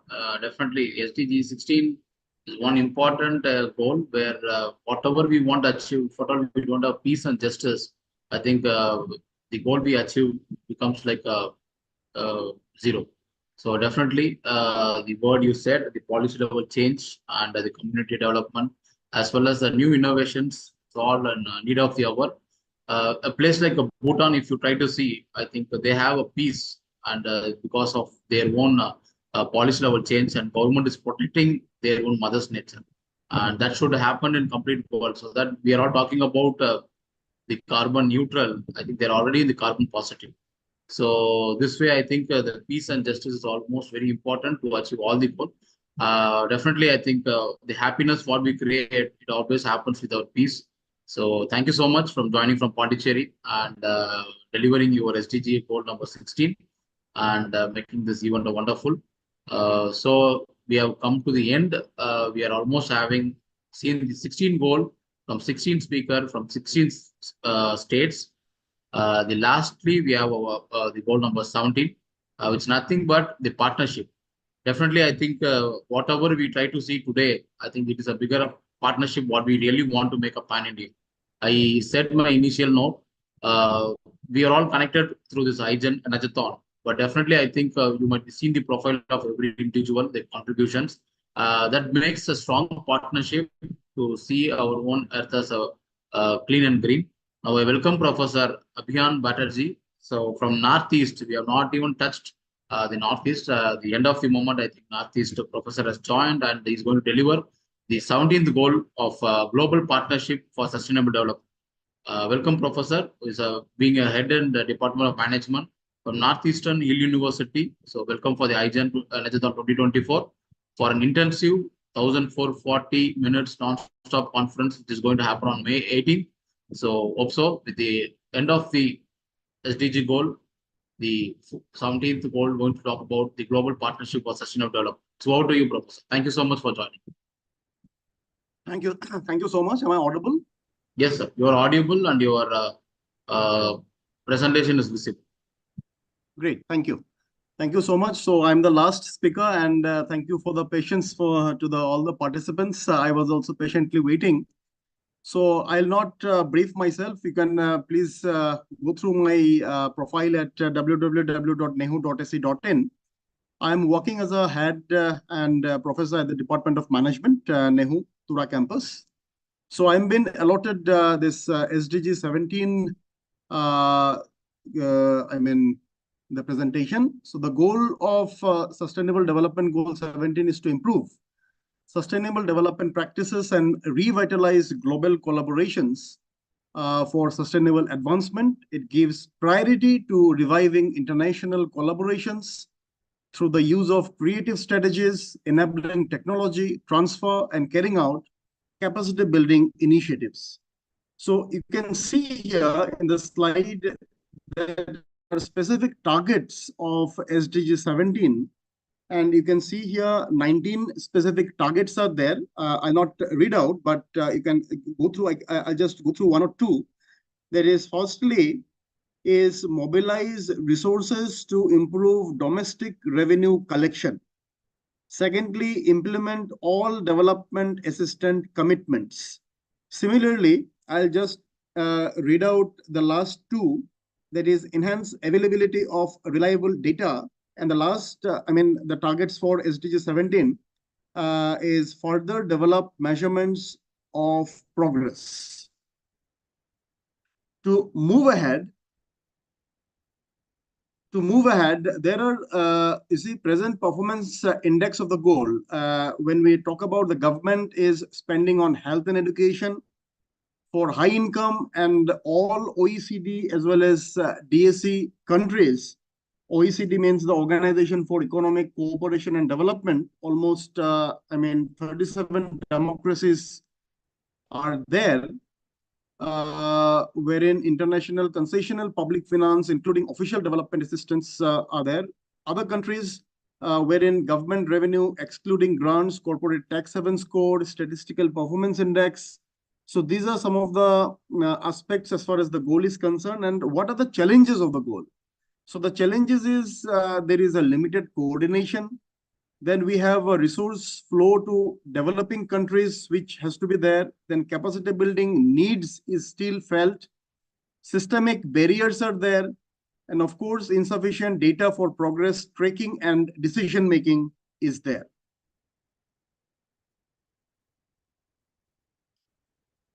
So here, if I link it with the energy and SDG 17, we have a methodical multi-stakeholder strategy is necessary for sustainable energy innovation in order to assist in advancing a larger range of emerging technologies to a commercially viable state of development. Then the energy industry itself still adopts siloed thinking, which hinders the more integrated, public and private methods, which is required to reach SDG ambitions. And then we have the energy is inextricably linked to almost all of the SDGs, achieving the 2030 agenda. This would necessitate a new degree of intersectoral multi-stakeholder cooperation. And of course, international collaboration can increase effectiveness, bring efficiency, benefits, and manage the impact of energy technology innovation efforts. So here, if we see what are the energy innovation products that will support the SDG 17. So firstly is innovative renewable energy microgrid systems designed for communities or remote area without reliable access to electricity, wherein the solar, wind, etc., as the case maybe can be taken up, which the other participants have rightly pointed out. Then we have these community-led solar farm initiatives that enable residents or businesses to collectively invest in and benefit from shared solar power generation.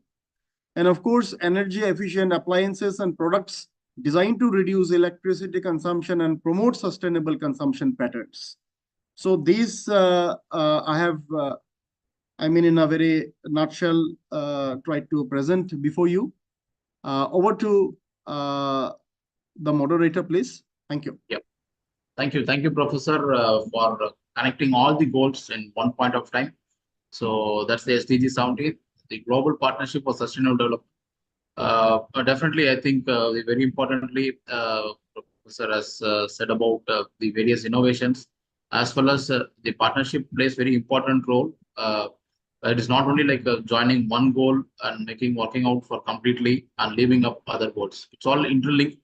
And when we really connect all the goals and we really bring up a proper nurtured manner, definitely the SDG 17 goals can be achieved, and we can able to make the global earth to be a very clean and green. Thank you once again for joining from Meghalaya, and it's been 11 o'clock. And I thank Professor Abhiyan Batterjee, who's the head of the department from Northeast University, for joining this Hygiene Energathon and concluded this SDG 17 goal in a very wonderful way. Thank you so much, Professor. So I think definitely we have come to the conclusion. It's my heartfelt thankful to all the speakers because it's something like a pan-India. We never thought this would have been happened at very vigorously and fastly and precisely. So we have done that. Maybe we had some kind of a time management was not at to the mark, but we couldn't be able to stop this because even we have curtailed the presentations with 5 to 7 slides, but the information they brought is something really wonderful. Each and every speaker has given their thoughtful sharing knowledge and wisdom on SDG 17 goals, and maybe the goal number 1 when we started with the SDG 7, we ended with almost the 17th goal.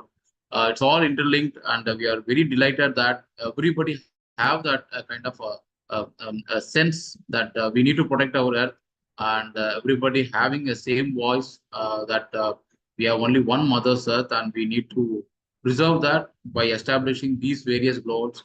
And very proudly see all the professors who's almost nurturing so many the students for our nation as thinking about these kind of SDG goals and pertaining in their the educations, and definitely they're going to bring up a lots of changes.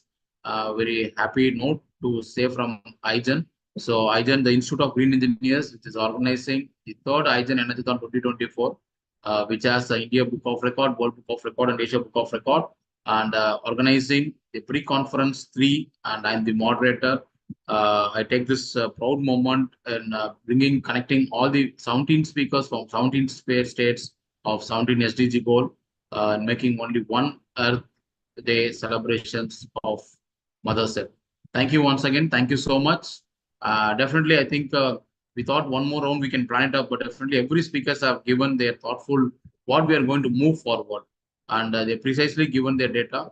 Definitely, we will work on that, and maybe the Energathon conference, which is happening on May 18th, we will see how we could able to travel all your the moving forward thoughts of each and every goal.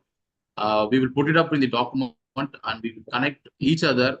And IGEN has become a one big platform where we have connected 17 states of our pan-India and making this IGEN a proud Energathon pre-conference a successful. So thank you so much for all the organizers as well as the backstage committee and the president and the directors who has given the opportunity and made this a wonderful session, a wonderful day.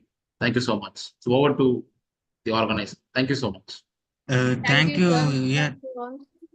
Thank you, Gokul sir, for a wonderful session of moderation. Now I request Dr. Manmala ma'am to take over vote of thanks. Maybe, Madam, once again, any remarks is there from our president? Yes. Yes, So sir. it was, we try to finish again the same story continue here, but it is really a very wonderful and very detailed presentation by all the speakers. That is what the conclusion note that. So all given very detailed presentation on the innovation. So we thought of having only 5 presentation PPT, but inside that the content which is delivered by the speakers was fantastic. So it shows that how commitment the speakers are with, and they will how they will coordinate and how they will collect the data and present it. So thank you so much all the speakers for in a short span of time and collecting all the information and presented in a right note, and hope the recommendation which you all are provided, we are consolidating all and make it like a right. Google pointed out, make it like a book, and we are going to upload in our website and all the platforms, so that this presentation combination of all 17 goals will be the best another one tool for innovation related activities.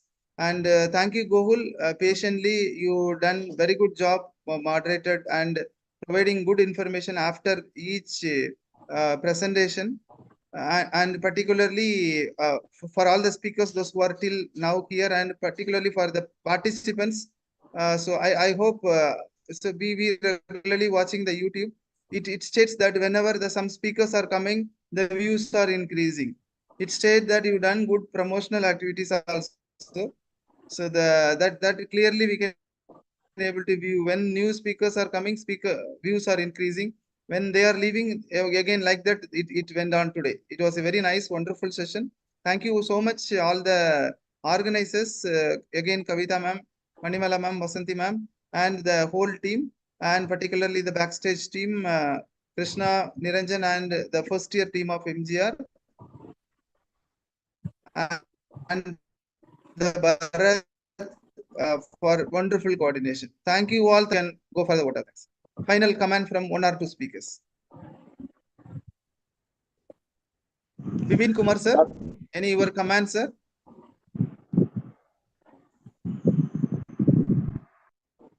Lots of learning. Thank you all organizer and team. And again we join if inviting me. Thank you. Thank you. So any more professors want to give any notes? Yeah, Yes, thank you Bhattacharya. thank you to the organizers for this event, and of course to Dr. Rina Madam for inviting me to this particular event and giving me this opportunity. It was a real learning experience. From all the resource persons who have pointed out their thoughts. Indeed, look forward for future events like this. Thank you so much. All the best. Thank you. Happy to have you, sir.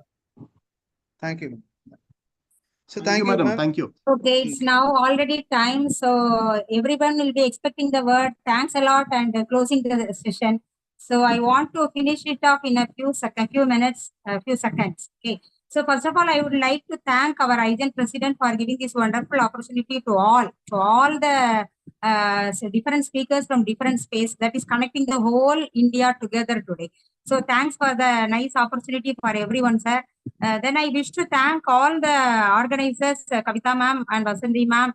And then my special thanks to our Gokul sir for the entire event. He has to be very active, attentive, and really he made good comments. Thanks a lot. Then for the speakers, you really made this show a great show, because you have taken lot of efforts to create a good PPT slide and good information to everyone. So really everyone might have been benefited by this. So the thing is, everyone is very much interested in sustainability. That is, we want to save the mother nature earth. So that's what is the thing conveyed, because the time is extending. So it shows our real interest. Then I want to thank the backstage committee, but I don't want to mention them as backstage committee because they really did the wonderful task. So I want to call them as front stage technical committee, because they provided so much of a wonderful environment so that everyone could organize the function in a good manner. So thank you all. So have a nice time. Have a nice day. We all had a nice day today. So have a good night. Thank you all. Thank you. Thank you all. Thank you so much. Thank you, Google. Thank you. Thank you, sir. Thank you so much. Thank you all. Thank you. So we'll stay connected maybe for the IGEN Energathon 2024 on 18th May. So before that also we'll plan on meeting with all the speakers and we will get your valuable suggestions how to move forward these sessions much more more energetic what we really had today. I think same thing we can continue with the president as well as with the organizer. Thank you so much, sir. Thank you so much, President, sir, as well as all the organizers for making this event a grand success. Thank you. Thank you.